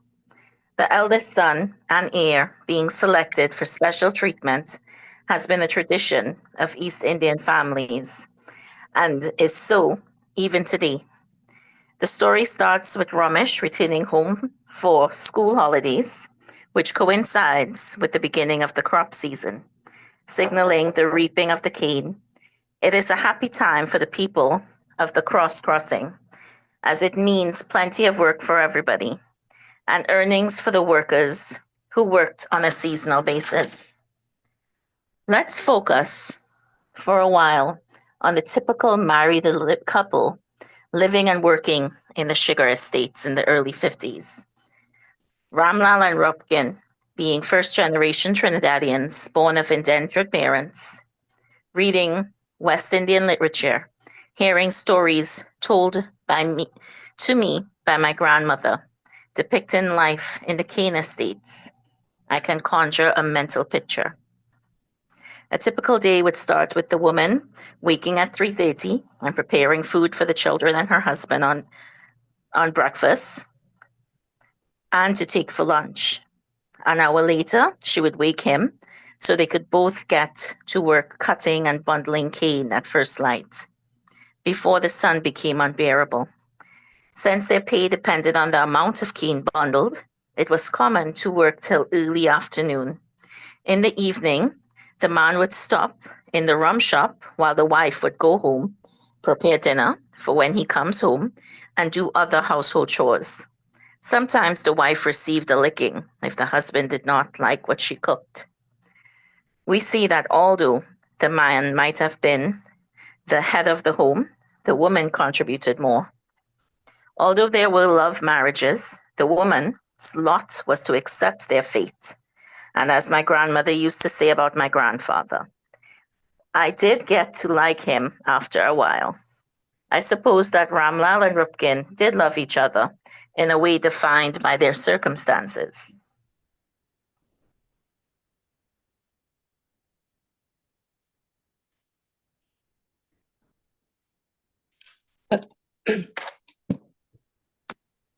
What Very about interesting commentary. Dulcimer?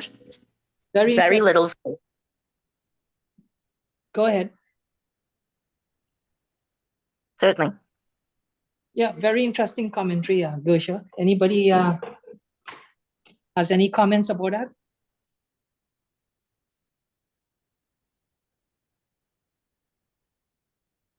Well, we should move on.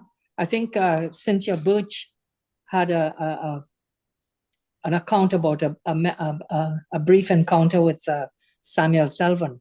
What's that all about, Cynthia? Yes, thanks a lot. Actually, I was wondering if Jenny Lynn by any chance had been in that group. No, I wasn't. All right. Okay. Probably Some left other out teacher, there. yes. Anyway, a brief encounter with Samuel Selvon. Sometime near the end of my tenure at Bishop Anstey High School, I accompanied a few students to either St. Mary's College or Queen's Royal College to meet and listen to Samuel Selvon. I am not sure what year it was, and I'm not sure what class it was, but I had been teaching the Lonely Londoners. I wish now that I had committed my thoughts to paper at that time, but at least my impressions remain. The talk given by the author and the ensuing conversation were interesting, of course, but the main regret for me was that the students in the room did not seem aware of what a great moment we were enjoying as we listened to Selvon's thoughts and ideas. It was children from a few of the schools, in the area. At the end of the session, we applauded, and as we were applauding, I stood to acknowledge the greatness of the writer and demonstrate more fully our appreciation of the thoughts he had shared with us. I did not know the students of the other schools, but I think a few of those from Bishop Anstey joined me in standing, and possibly a couple of the other teachers.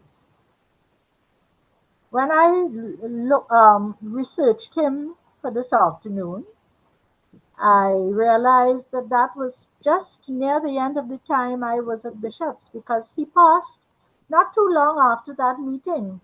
So I think that that little meeting with him, when he spoke and so on, may have taken place sometime between 1993 and 1994, because he passed in 1994. So now I go to the passage that was chosen for me, which is a drink of water. Oh dear, I closed the wrong one. All right, I'll get it. Just a second. What's going on? Close current tab. All right. Yes, a drink of water. You hearing me? Yes. Good. Here is one of Sam Selvon's early stories, A Drink of Water, that is set in Trinidad. This story takes place in a small village during what was called the Great Drought. A drought is an extended period when there is little or no rainfall and animals, plants, and vegetation are severely affected. So the little story is, once there was a farmer called Manco who lived with his wife Rani and son Sunny. They lived off the land, planting their crops and selling same. They are hoping to send their son to college in Port of Spain. But unfortunately, there is a big drought and the crops have all dried up.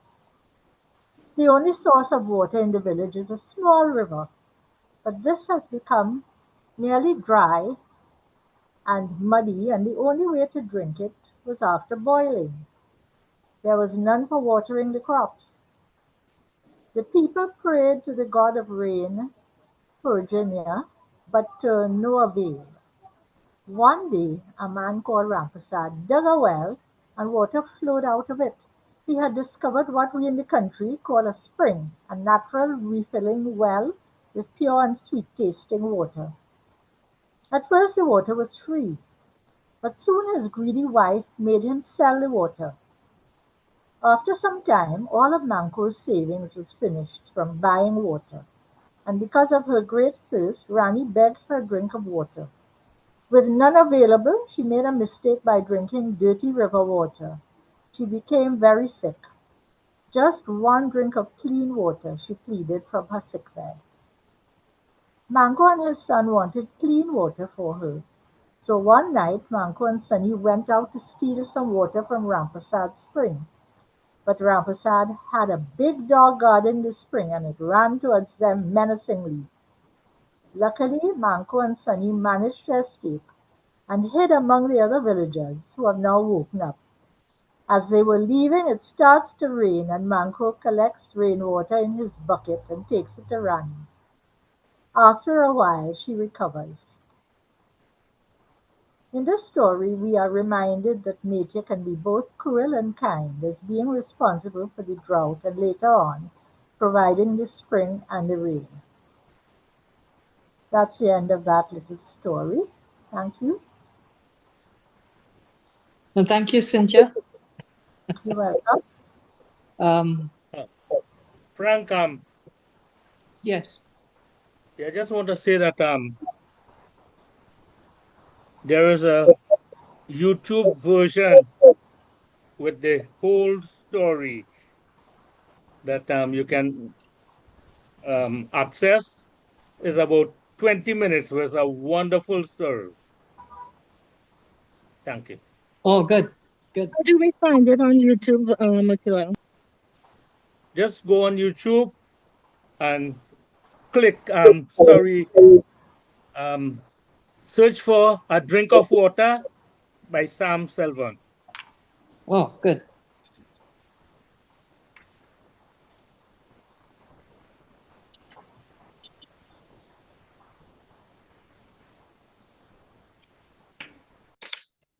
Any other comments from anybody? It's a very interesting commentary. I think I'll go and do that YouTube thing. How about Willard Gopal? Is he here? Harvest in the Wilderness. Yes, he's here.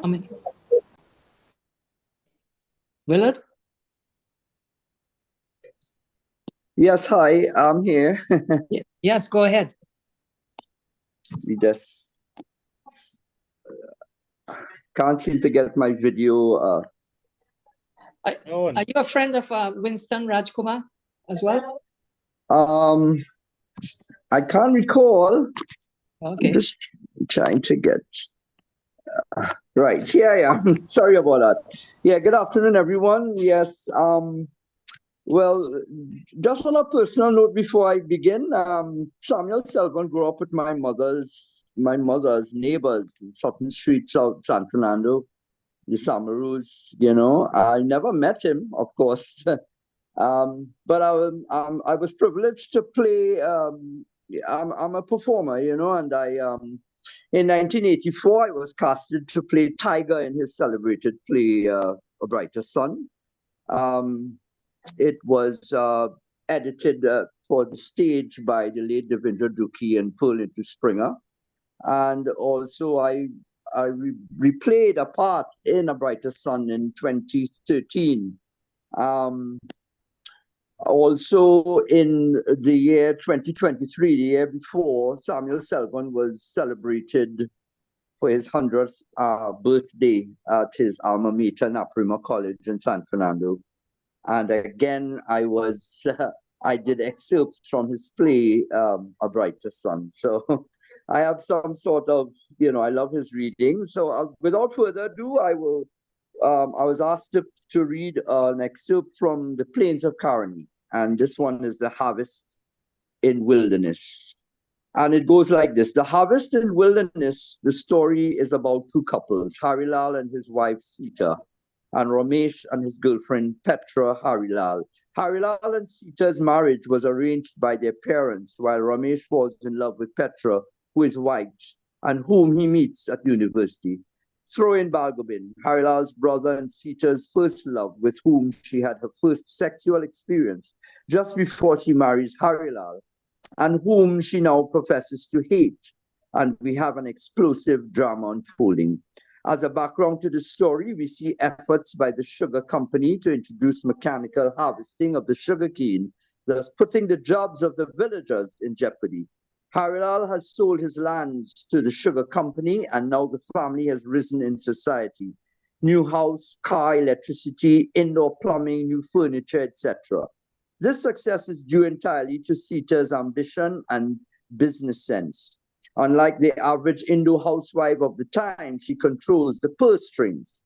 This was so unlike the traditional image of the obedient servile wife that Harilal did not dare to let anybody know the true state of affairs in his house. She bullies Harilal, who seems to fear her, lavishes her care and money on Ramesh, and ignores her two other sons. While Ramesh is given a university education, his other brother, Tika, has to work in the cane fields, while the youngest, Popo, is left to his own devices. Petra resents the domineering Sita, and although she loves Ramesh, she tells him that their relationship cannot be cemented unless he gets out of the control of his mother. She hints at an Oedipal complex. Sita knew that's what. You love her and she loves you, and I don't mean mother-son either. It's some sort of fixation thing going on between you. Can't you see that? Let us examine the love between Petra and Ramesh. While Ramesh seems to be more in love with Petra, she seems to be more practical. Ramesh has to convince a reluctant Petra to go to Maracas with him and initiate any lovemaking. Petra, on the other hand, insists that the relationship goes no further until Ramesh does something about his relationship with his domineering mother, who wants to have total control of his life. Around this time, most professional men, especially those who studied abroad, would return with a white wife. This was seen as making them upwardly mobile in society. While Petra and Ramesh, however, we should note that there were several factors that would facilitate their falling in love. They were both educated at the University of the West Indies. Ramesh has distanced himself from rural Indian life. Note, Tika calls him a white Indian. He is desperately trying to leave wilderness and get away from Sita. Petra identifies herself as Trinidadian. Listen to her as she berates the two local fishermen who make racist remarks when she and Ramesh are at Maracas. Listen, you two, I was born and bred in Trinidad, and I have as much right to be living in this island. This is my home, and if it comes to flinging backyard remarks, I am quite capable of taking care of myself. She also wears the sari Sita gives her. I can see Petra playing mass and even padwa. At the end of the play, when Ramesh is leaving for England and Petra asks him if he is coming back, Ramesh replies, I can promise you that if nothing else. I find myself rooting for them to be together despite the difficulties their interracial love might present. And I remember that my father used to say when my mother was objecting to my having an Afro girlfriend, it takes sun and rain to make a rainbow. This is an addition to his ribald remark about the feline species in the night. How does one describe the love between Sita and Bhargavin? We can get a better insight from the novel, The Plains of Karani, which deals more elaborately with this theme. Selvan describes here that when Sita and Bhargavin met and made love, that dark night in the cane fields was a love that transcends all understanding. It was in the dark that she had given herself so freely and with such abandon. I think this is one of the few times I have seen Selvan describe passionate love. Sita, after her tryst with Bhargavin and reflecting on her imminent marriage to Harilal, asks Bhargavin, Oh God, Bhargo, what we go do? Bhargavin does not answer, and Sita resigns herself to her fate. If he had proposed to elope with her at this point, I am sure she would have agreed. She must have loved Bhargavin very much, But I think that it is at this point her love turns to hate. While some may see Balgobin as callous and uncaring, I beg to differ. He sacrifices his love for Sita. Not only does he respect the tradition of arranged marriages of his parents, but he gives up his chance for happiness so that Sita can have what he sees as a better life than what he can give her. He leaves the village so she can build a new life with Harilal. So who has the greater cross to carry? While both are heartbroken, Sita can build a life and a family with Harilal, while Balgobin is left to wander aimlessly all over Trinidad, cutting cane and living a life of poverty and hardship. The question arises, who loves greater, man or woman? I am reminded of these lines from Tennyson's Lockley's Hall, which I feel adequately addresses this. O woman, is the lesser man, and all thy passions matched with mine, are a moonlight onto sunlight, and a water onto wine. What of Balgobin's other love, rum? Did he find everlasting love with a bottle as a substitute for what he gave up with Sita? Was it a case of rum till I die, girl, you're gone and leave me, and that's the reason why? Or was it a case of him being drunk and disorderly, always in custody, me, my friends and my family, all man fed up on me? I ask you to be the judge. The play continues with Balgobin's destruction of the harvester, which can be seen as an attempt to preserve the life he loves, that is cutting cane. Balgo becomes critically ill and finds himself on Sita's doorstep, as Selvon describes it in the Plains of Courage. The love, her love for him had never died. She had not even tried in her relationship with Harilal to transfer her affection. Seeing him there now, it was as if she stood completely naked inside and out, shorn of every pretension, as if a miraculous wave had tumbled her over, leaving a bewildered, panic-stricken girl. Sita, framed in the window by the morning sunlight, she seemed to him to be as he had always remembered, Sita. He had turned his head to look at her, and now calling her name, he waited for a kind word, a tender look. Go away, Balbo. Why you come here for? He confesses to her that it is he who destroyed the harvester. Her love for him and her effort to save him from being arrested causes her to convince the village idiot Pusher to confess to the authorities that it was he, Pusher, who had destroyed the harvester. Balgobin dies as she makes his last moments comfortable. While we have concentrated on romantic love so far, I wish to look at the other love Balgobin had. That is the love for tradition and his fellow cane cutters. Trinidad's independence had brought the pressures of industrialization to bear on its agricultural economy. This would severely affect the lives of the employees of the sugar company. An experimental combined harvesting machine is being introduced to the wilderness estate. Balgobin alone has seen that this machine will cause mass unemployment in the village and a whole way of life will be destroyed. He decides to do something about it. He sacrifices himself as he destroys the machine in a gesture of love for his fellow workers. That's the end of the harvest of wilderness. Thanks for letting me read. That's a great capture of the humor and irony in Selvon, right? And how that tends to use that to cope with adversity. Any harvest of wilderness, yes. Yeah. Any comments from anybody? Go ahead.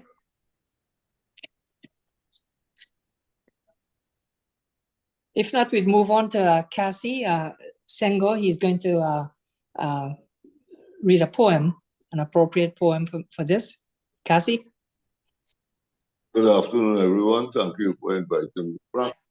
Thank you, everyone else. I'm reading Discovering Tropic, which is a fusion of 3 poems, but I will only read parts 1 and 3 in the interest of time. Discovering Tropic by Samuel Selwyn, which formed part of an anthology which was posted in 19, would that be 71 in Caribbean Voices. 1.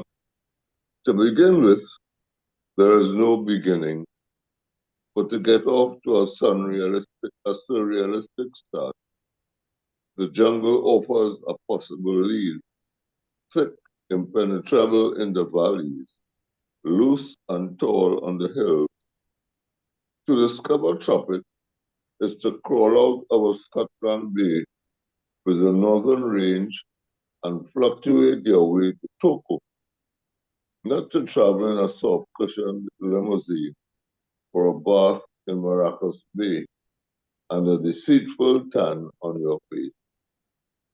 Welcome tourists with speeches and garland them with hibiscus.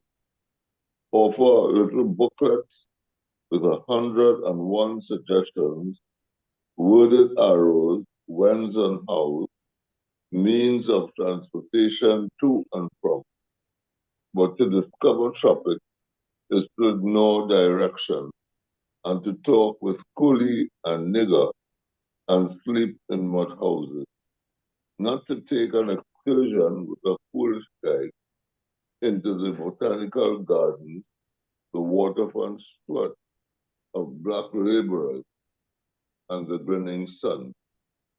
24 cents an hour for physical exertion and a Moby and rock for lunch.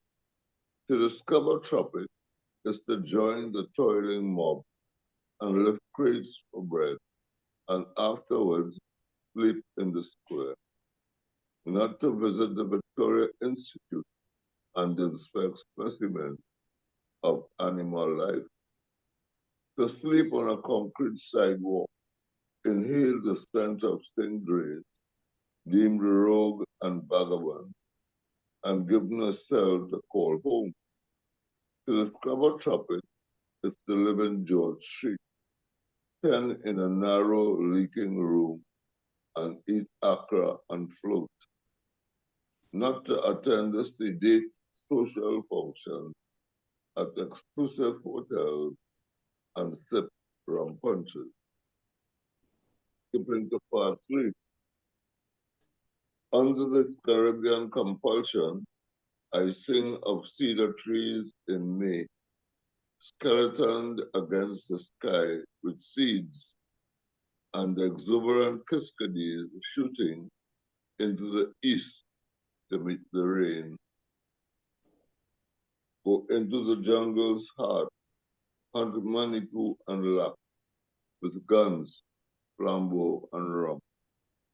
Reap cane, suck the pods of cocoa, the adventure up a coconut tree. Dig black diamonds, set traps for doves when fires raise the bush.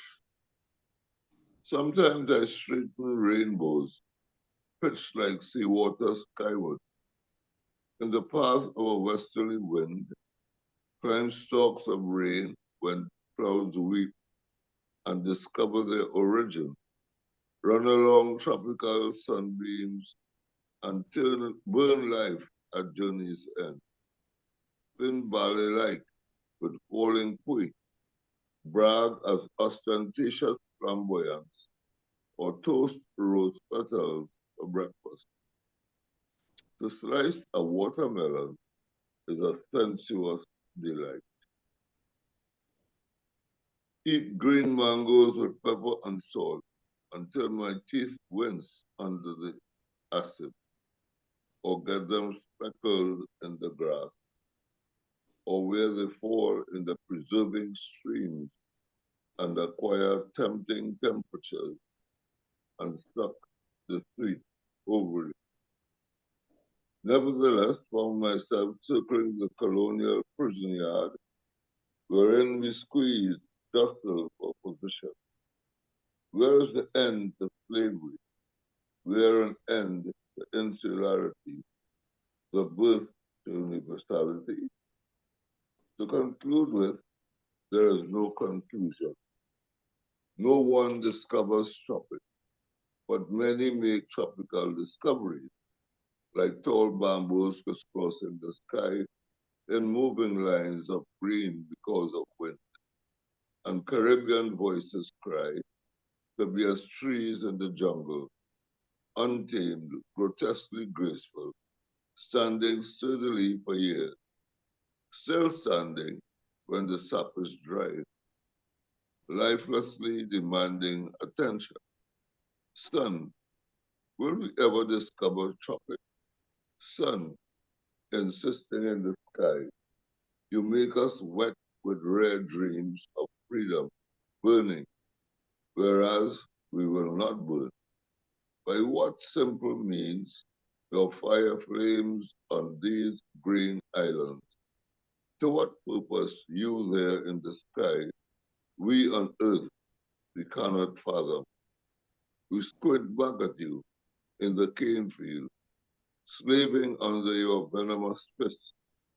We in the streams bathe in your heated face, and those who are a little wise ask the old question and watch the sky for rain. Sun, grinning on my shoulder, I with back bent, you with June's immortal crawl in thick jungle, deceiving with the promise of another day, priming my children for my death and the catastrophe of their own lives. Knuckle of fire in my eye, yellow glare in air spinning over these green islands to attract people from the north, knowing as we turn earth how viciously we whisper comforting words to our neighbors to keep their chins up, though their knees buckle at the nothingness of things. Thank you. That's great. That reminds me of his theme, storytelling with a lyrical prose. Excellent. Any other comments? Yes, thanks to Cassie for reminding us that Sam Selvon also wrote poetry. Yeah, I So, didn't know that. Cassie, I tried to find some poems by Sam. I didn't find any, but I know that you would find them. So, once again, Cassie, thanks. So is Vishnu around? Is Vishnu Lucia here? should have a recording. I do. Just one moment. I have to share my screen. Let me just bring up the video first.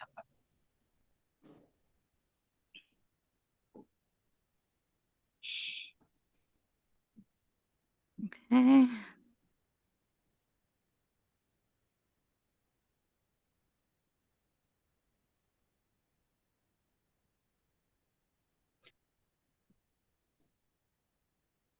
Start now.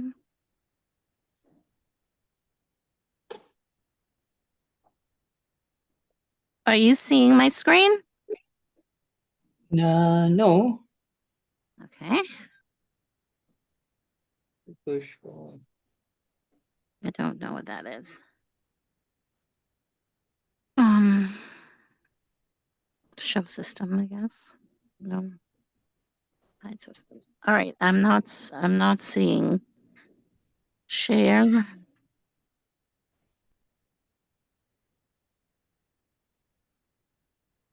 Screen.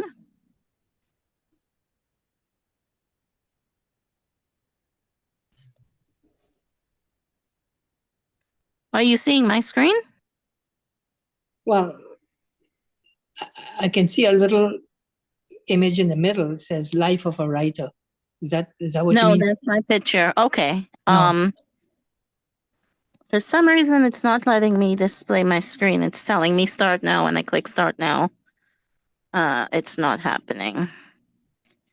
1 minute. Let me just try to see if I can.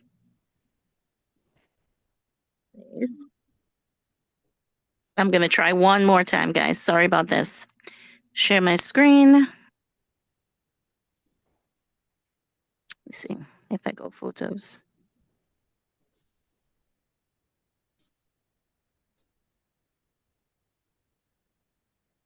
Okay.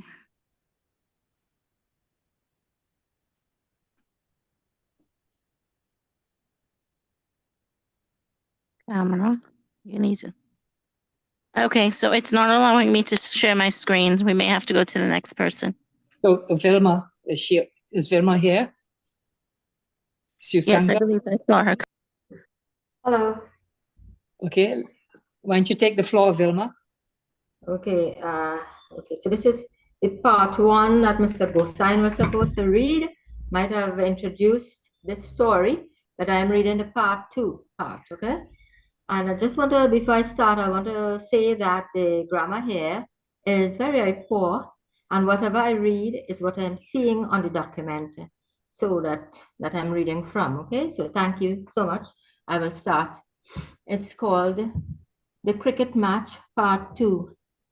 That was Monday, and the Wednesday night, about 12 of the boys get together in Algernon room in Kensal Rise, and Algernon boiling water in a kettle and making tea while they discuss the situation. Algernon always have big mouth, and at last it land him in trouble. Cricket, I never play in my life.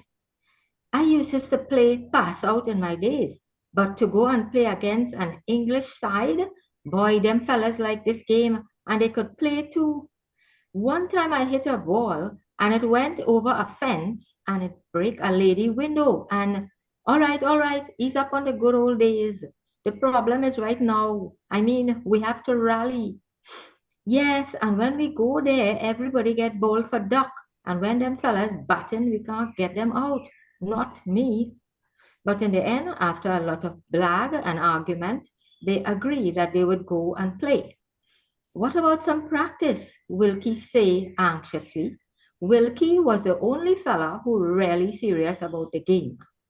Practice, Roy say. It ain't have time for that. I wonder if I could still hold a bat. And then he get up and pick up a stick Algernon had in the corner and began to make stance. It's not that way to hold a bat, stupid. It's so. And there in Algernon room, the boys begin to remember what they could of the game. And Wilkie saying he ain't playing unless he is the captain. And Eric saying he ain't playing unless he get pads. Because one time a corkball nearly break his shin bone, and a fella named Chips pull a cricket cap from his back pocket and trying it on in front a mirror. So everything was arranged in a half-hearted sort of way. When the great day came, Algernon had hopes that they might postpone the match because only 8 of the boys turned up. But the English captain said it was a shame for them to return without playing, that he would make his side 8 too. Well, that Saturday on the village green was a historic day. Whether Cold Feet take the English side because of the licks the West Indies 11 was sharing at Lord's, I cannot say. But the fact is that they had to bowl first, and they only coming down with some nice hop and drop that the boys only lashing for 6 and 4. When Algernon turned to bat, he walked out like a veteran. He bent down and inspect the pitch closely and shake his head as if he ain't too satisfied with the condition of it, but had to put up with it. He put on his gloves, stretched out his hands as if he about to shift a heavy tire in the factory, and take up the most unorthodox stance them English fellas ever did see. Algernon legs wide apart as if he doing the split, and he have the bat already swing over his shoulder, although the bowler ain't bowl yet. The umpire making sign to him that he covering the wicker, but Algernon do as if he can't see. He make up his mind that he rather go for LBW than for the stumps to fly. No doubt on an ordinary ball thrown with ease would have him out in 2-2s, but as I was saying, it looked as if the unusual play of the boys have the Englishers in a quandary, and the bowler come down with a nice hop and drop that a baby couldn't miss. Algernon closed his eyes and he make a swipe at the ball, and he swiped so hard that when the bat collide, the ball went right out of the field and fall in the road. Them Englishers never see a stroke like that in their lives. All heads turn up to the sky, watching the ball going. Algernon feel like a king. Only thing, when he hit the ball, the bat went after it and nearly knocked down an English fella who was fielding silly mid-on square leg. Well, praise the Lord. The score was then 69, and one set of rain started to fall and stopped the match.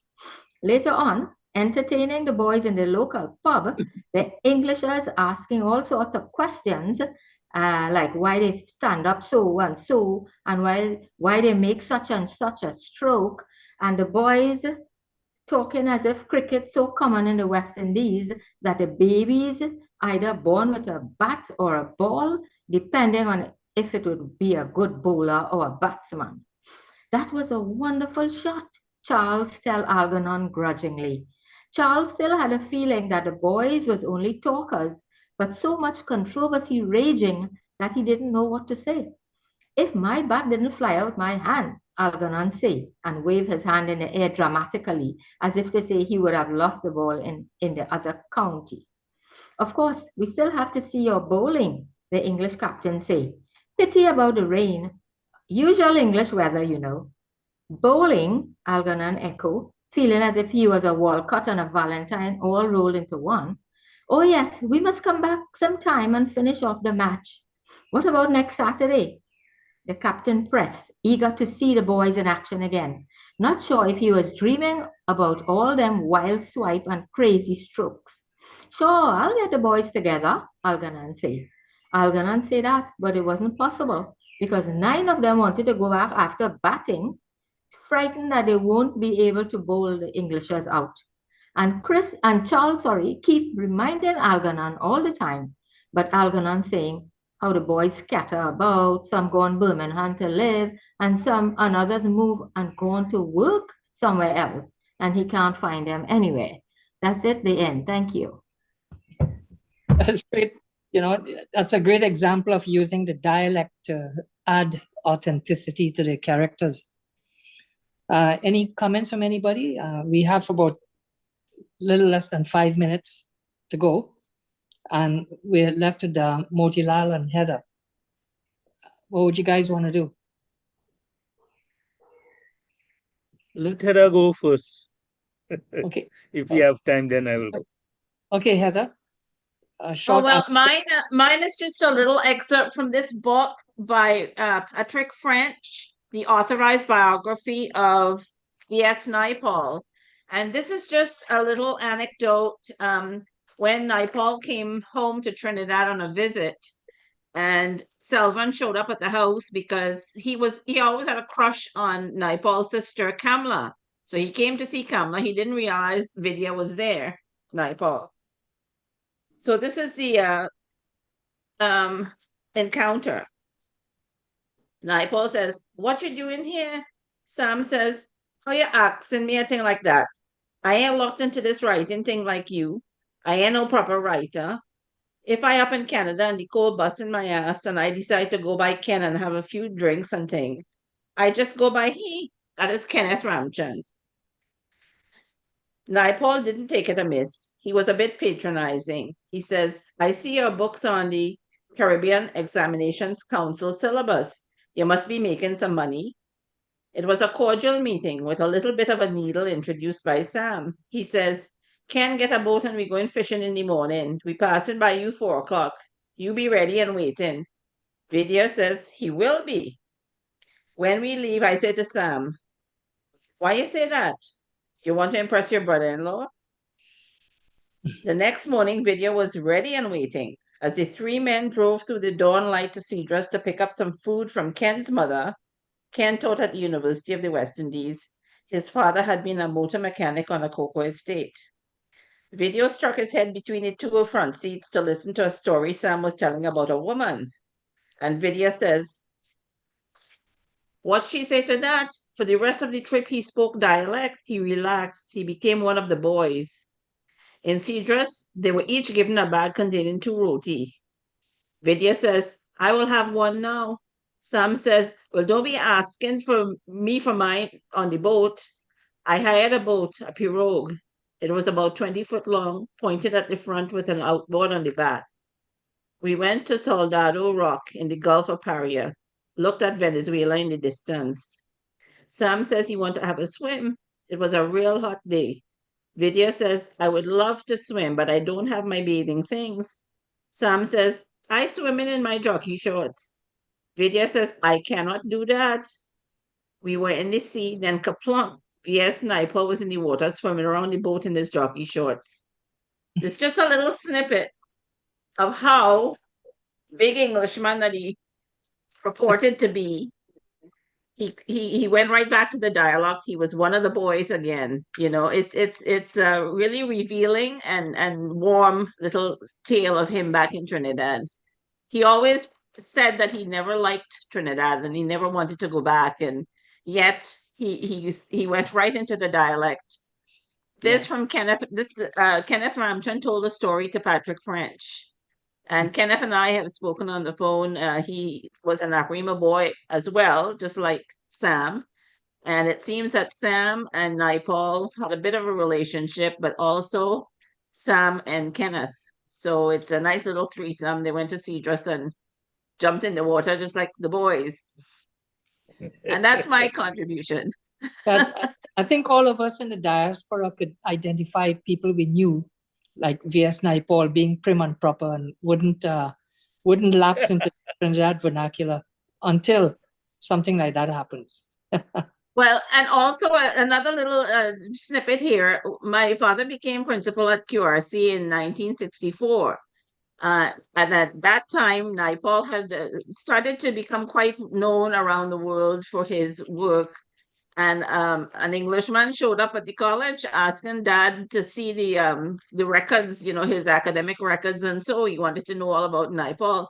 But when Naipaul was going to QRC in the 1950s, my father was not yet a teacher there, so their paths did not cross. But anyway, that was a little thing that happened. But anyway, we'll move on to Motilal now that we're close to the end of the session. Thanks, Sarah, for giving us that little snippet there, you know, that we see a other side of Naipaul and really and his associate like and that. Selvin. Okay, I will be doing a little commentary on Johnson and the Cascadura, one of Selvon's early stories. This story, published in 1957, seems to be the basis of Selvon's later novel, Those Who Eat the Cascadura, which was published in 1972. It tells of the love between an Indian peasant girl, Urmila, and a visiting Englishman, Gary, on a cocoa estate in Trinidad in the 1950s. You will probably notice that this story has a different setting from the usual sugarcane estates of most of Selvon's Trinidad stories. We should note the allusion to the superstition and obia as a background to this story. While those who eat the cascadura will, the native legend says, wheresoever they may wander, and in Trinidadian days, probably gives away the plot and the denouement that there is sufficient in between to keep the reader's interest. The references to the local supernatural characters, such as Papua La Diables, Sukuya, further reinforce the setting.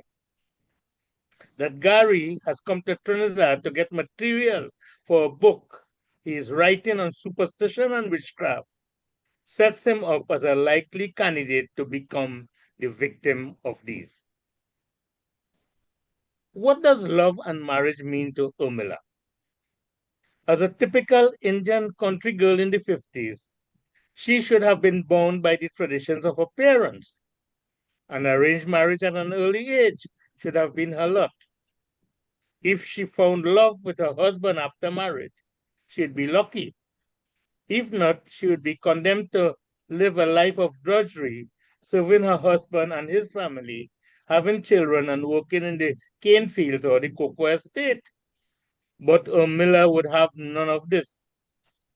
She defied her father's wishes of an arranged marriage, and when he saw that she was powerless to change her mind, he took his problem, for that is what Urmila had become, a problem to the estate owner for advice. As a result, Urmila came to work on the cocoa estate. Soon the rumors started. Urmila and Gary were seen acting as lovers. This was hardly surprising, since Gary was a young man and Urmila was a beautiful young woman. That he was a white man and she a local peasant did not matter, because he was as far removed from his English society at this stage. Although Urmila was probably illiterate, she seemed to be an intelligent girl and a cut above the others in the environment in which she lived. Love blossoms, despite the social division that existed. As Urmila and Gary had their various meetings in the various corners of the estate, I am reminded of this quote from the Canadian Romance author Gilbert Parker in Parables of a Province. And he says that love knows not distance, it hath no continent, its eyes are for the stars. I can imagine them lying in the dark, making love as they gaze at the stars, oblivious of surroundings or circumstances. Later on, Urmila's father confronts Franklin, the estate owner. I see for myself. One evening, I passing in the track near the hill behind the plantation, and I hear voices in the bush. When I look, what do you think I see? Urmila lying down in the grass with Mr. Johnson, and they're doing all kind of things. I don't have to tell you. It seems to me that Gary has found paradise in the Trinidad wilderness. Let us examine Sam, the narrator, presumably Sam Selvan. That he is in love with Urmila is unquestionable. He describes Urmila as the most beautiful Indian girl he had ever seen, with her rosy face and eyes as bright as pearls. He asks rhetorically, who would not have married her at the snap of a finger? And indeed, he's a little more than jealous of Gary. He knows that while he may be able to compete with Gary for any other girl's love, he is unable to penetrate the all-encompassing love that is Urmila's for Gary. Indeed, when Gary leaves for England, Sam harbors thought of marrying Urmila, but is quickly brought back down to earth when Gary returns to Trinidad. Meanwhile, Gary battles with the longing for the society he had in England and the love he has for Urmila. He confesses to Sam that he loves her, but at this point, there is no indication that he is prepared to marry her. I can't take her back to England with me. She knows that and she understands and accepts it. She's a wonderful girl, Sam. If things were different, if I could have stayed here. Soon the news that he is to return to England in a few weeks' time spread. Urmila doesn't seem worried, and she begins to work on her plan. I assume many know of the Sparrow classic. Melda, oh, you're making wedding plans, carrying my name to Obiaman. All you do, you can't get through. I still go married to you. Well, unlike Melda, Urmila had a different plan. Remember those who eat the cascadura?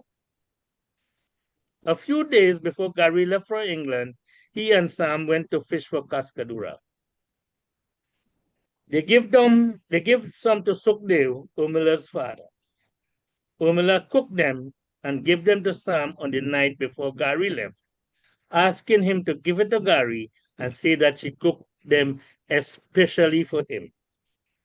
Gary ate them and then left the party to have what he thought was his last rendezvous with Urmila.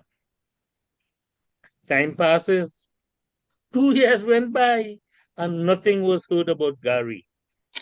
Everyone was convinced that Gary was not coming back, except Urmila. He bound to come back, even if it is the dead, she told Sam. He'd Cascadu. Urmila seems to be locking her life away, awaiting his return with infinite patience. Another year went by, and Sam, seeing that Gary was away, tried to woo Urmila. Urmila remained aloof, and only when her father became ill and was dying did she agree to marry Sam. Sam delayed the marriage because he knew that Urmila did not truly love him, but he was hoping that with time, Urmila might grow to do so. Soon the news that Gary was returning to Trinidad. Soon the news came that Gary was returning to Trinidad. He had a rare blood disease and was given a few months to live. The doctor felt that he should get away from the English climate. Sam knew that his case was hopeless and released Urmila from any promise. There was nothing physically wrong with Gary, just that mysterious illness which was shortening his life. Urmila and Gary reunited. It was as if they were never separated in the first place. They were soon married and settled down in the estate. Urmila firmly believed the Cascadura legend thing worked, and now she was consulting a local Obia man to work on Gary's mysterious illness. I believe that they might be still living happily somewhere in San Grande. While Sam Selvon rarely wrote typical love stories, Johnson and the Cascadura can be seen as a genuine love story. Here, the local village girl falls for the white stranger from England. Romance blossoms in spite of many complications, and all works out well in the end. I can imagine Selvon toying with the ending, saying that they live happily ever after. Thank you. Excellent. Well, any comments before we close? I think Motilal is going to say a few sentences for closure. Oh boy, you passed time. I would just love to say how very much I enjoyed this session. I was really looking forward to it. And if we can do others like this, with some of our writers and have knowledgeable people give, a little overview and their personal interactions, this was a wonderful session. Thank you so much for organizing it. Thank you. It was a kind of a reunion with me too, since I went to high school with Ken over 62 years ago.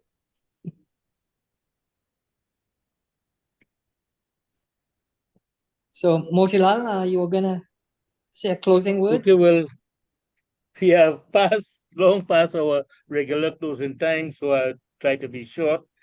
I'd like to thank first Frank for organizing this session, and Ken for his insights and the interview. I'd like to thank all the readers who contributed today with their readings and commentary. And once again, thank everybody and looking forward to more presentations like this. I mean, I really enjoyed Cassie Senghor finding these poems, We do think as Selvon as a poem. So thank you everyone. And if anybody have any comments, we take it now before we close. Next week, I'll be doing some readings from the memoir. So Gersha, we're going to send out the Zoom link for next week, same time. So I hope you can all come. I'll do some entertaining readings. So I hope to see you next week, same time. Excellent. Okay, thank you. We're looking forward to that. Well, I too would like to thank everyone. This was a really enjoyable session. It was great to be part of it and to hear the readers, the works of Sam Selvon was really edifying and enjoyable. Thanks very much for having me. Great session. God bless. Thank you, everyone. Bye.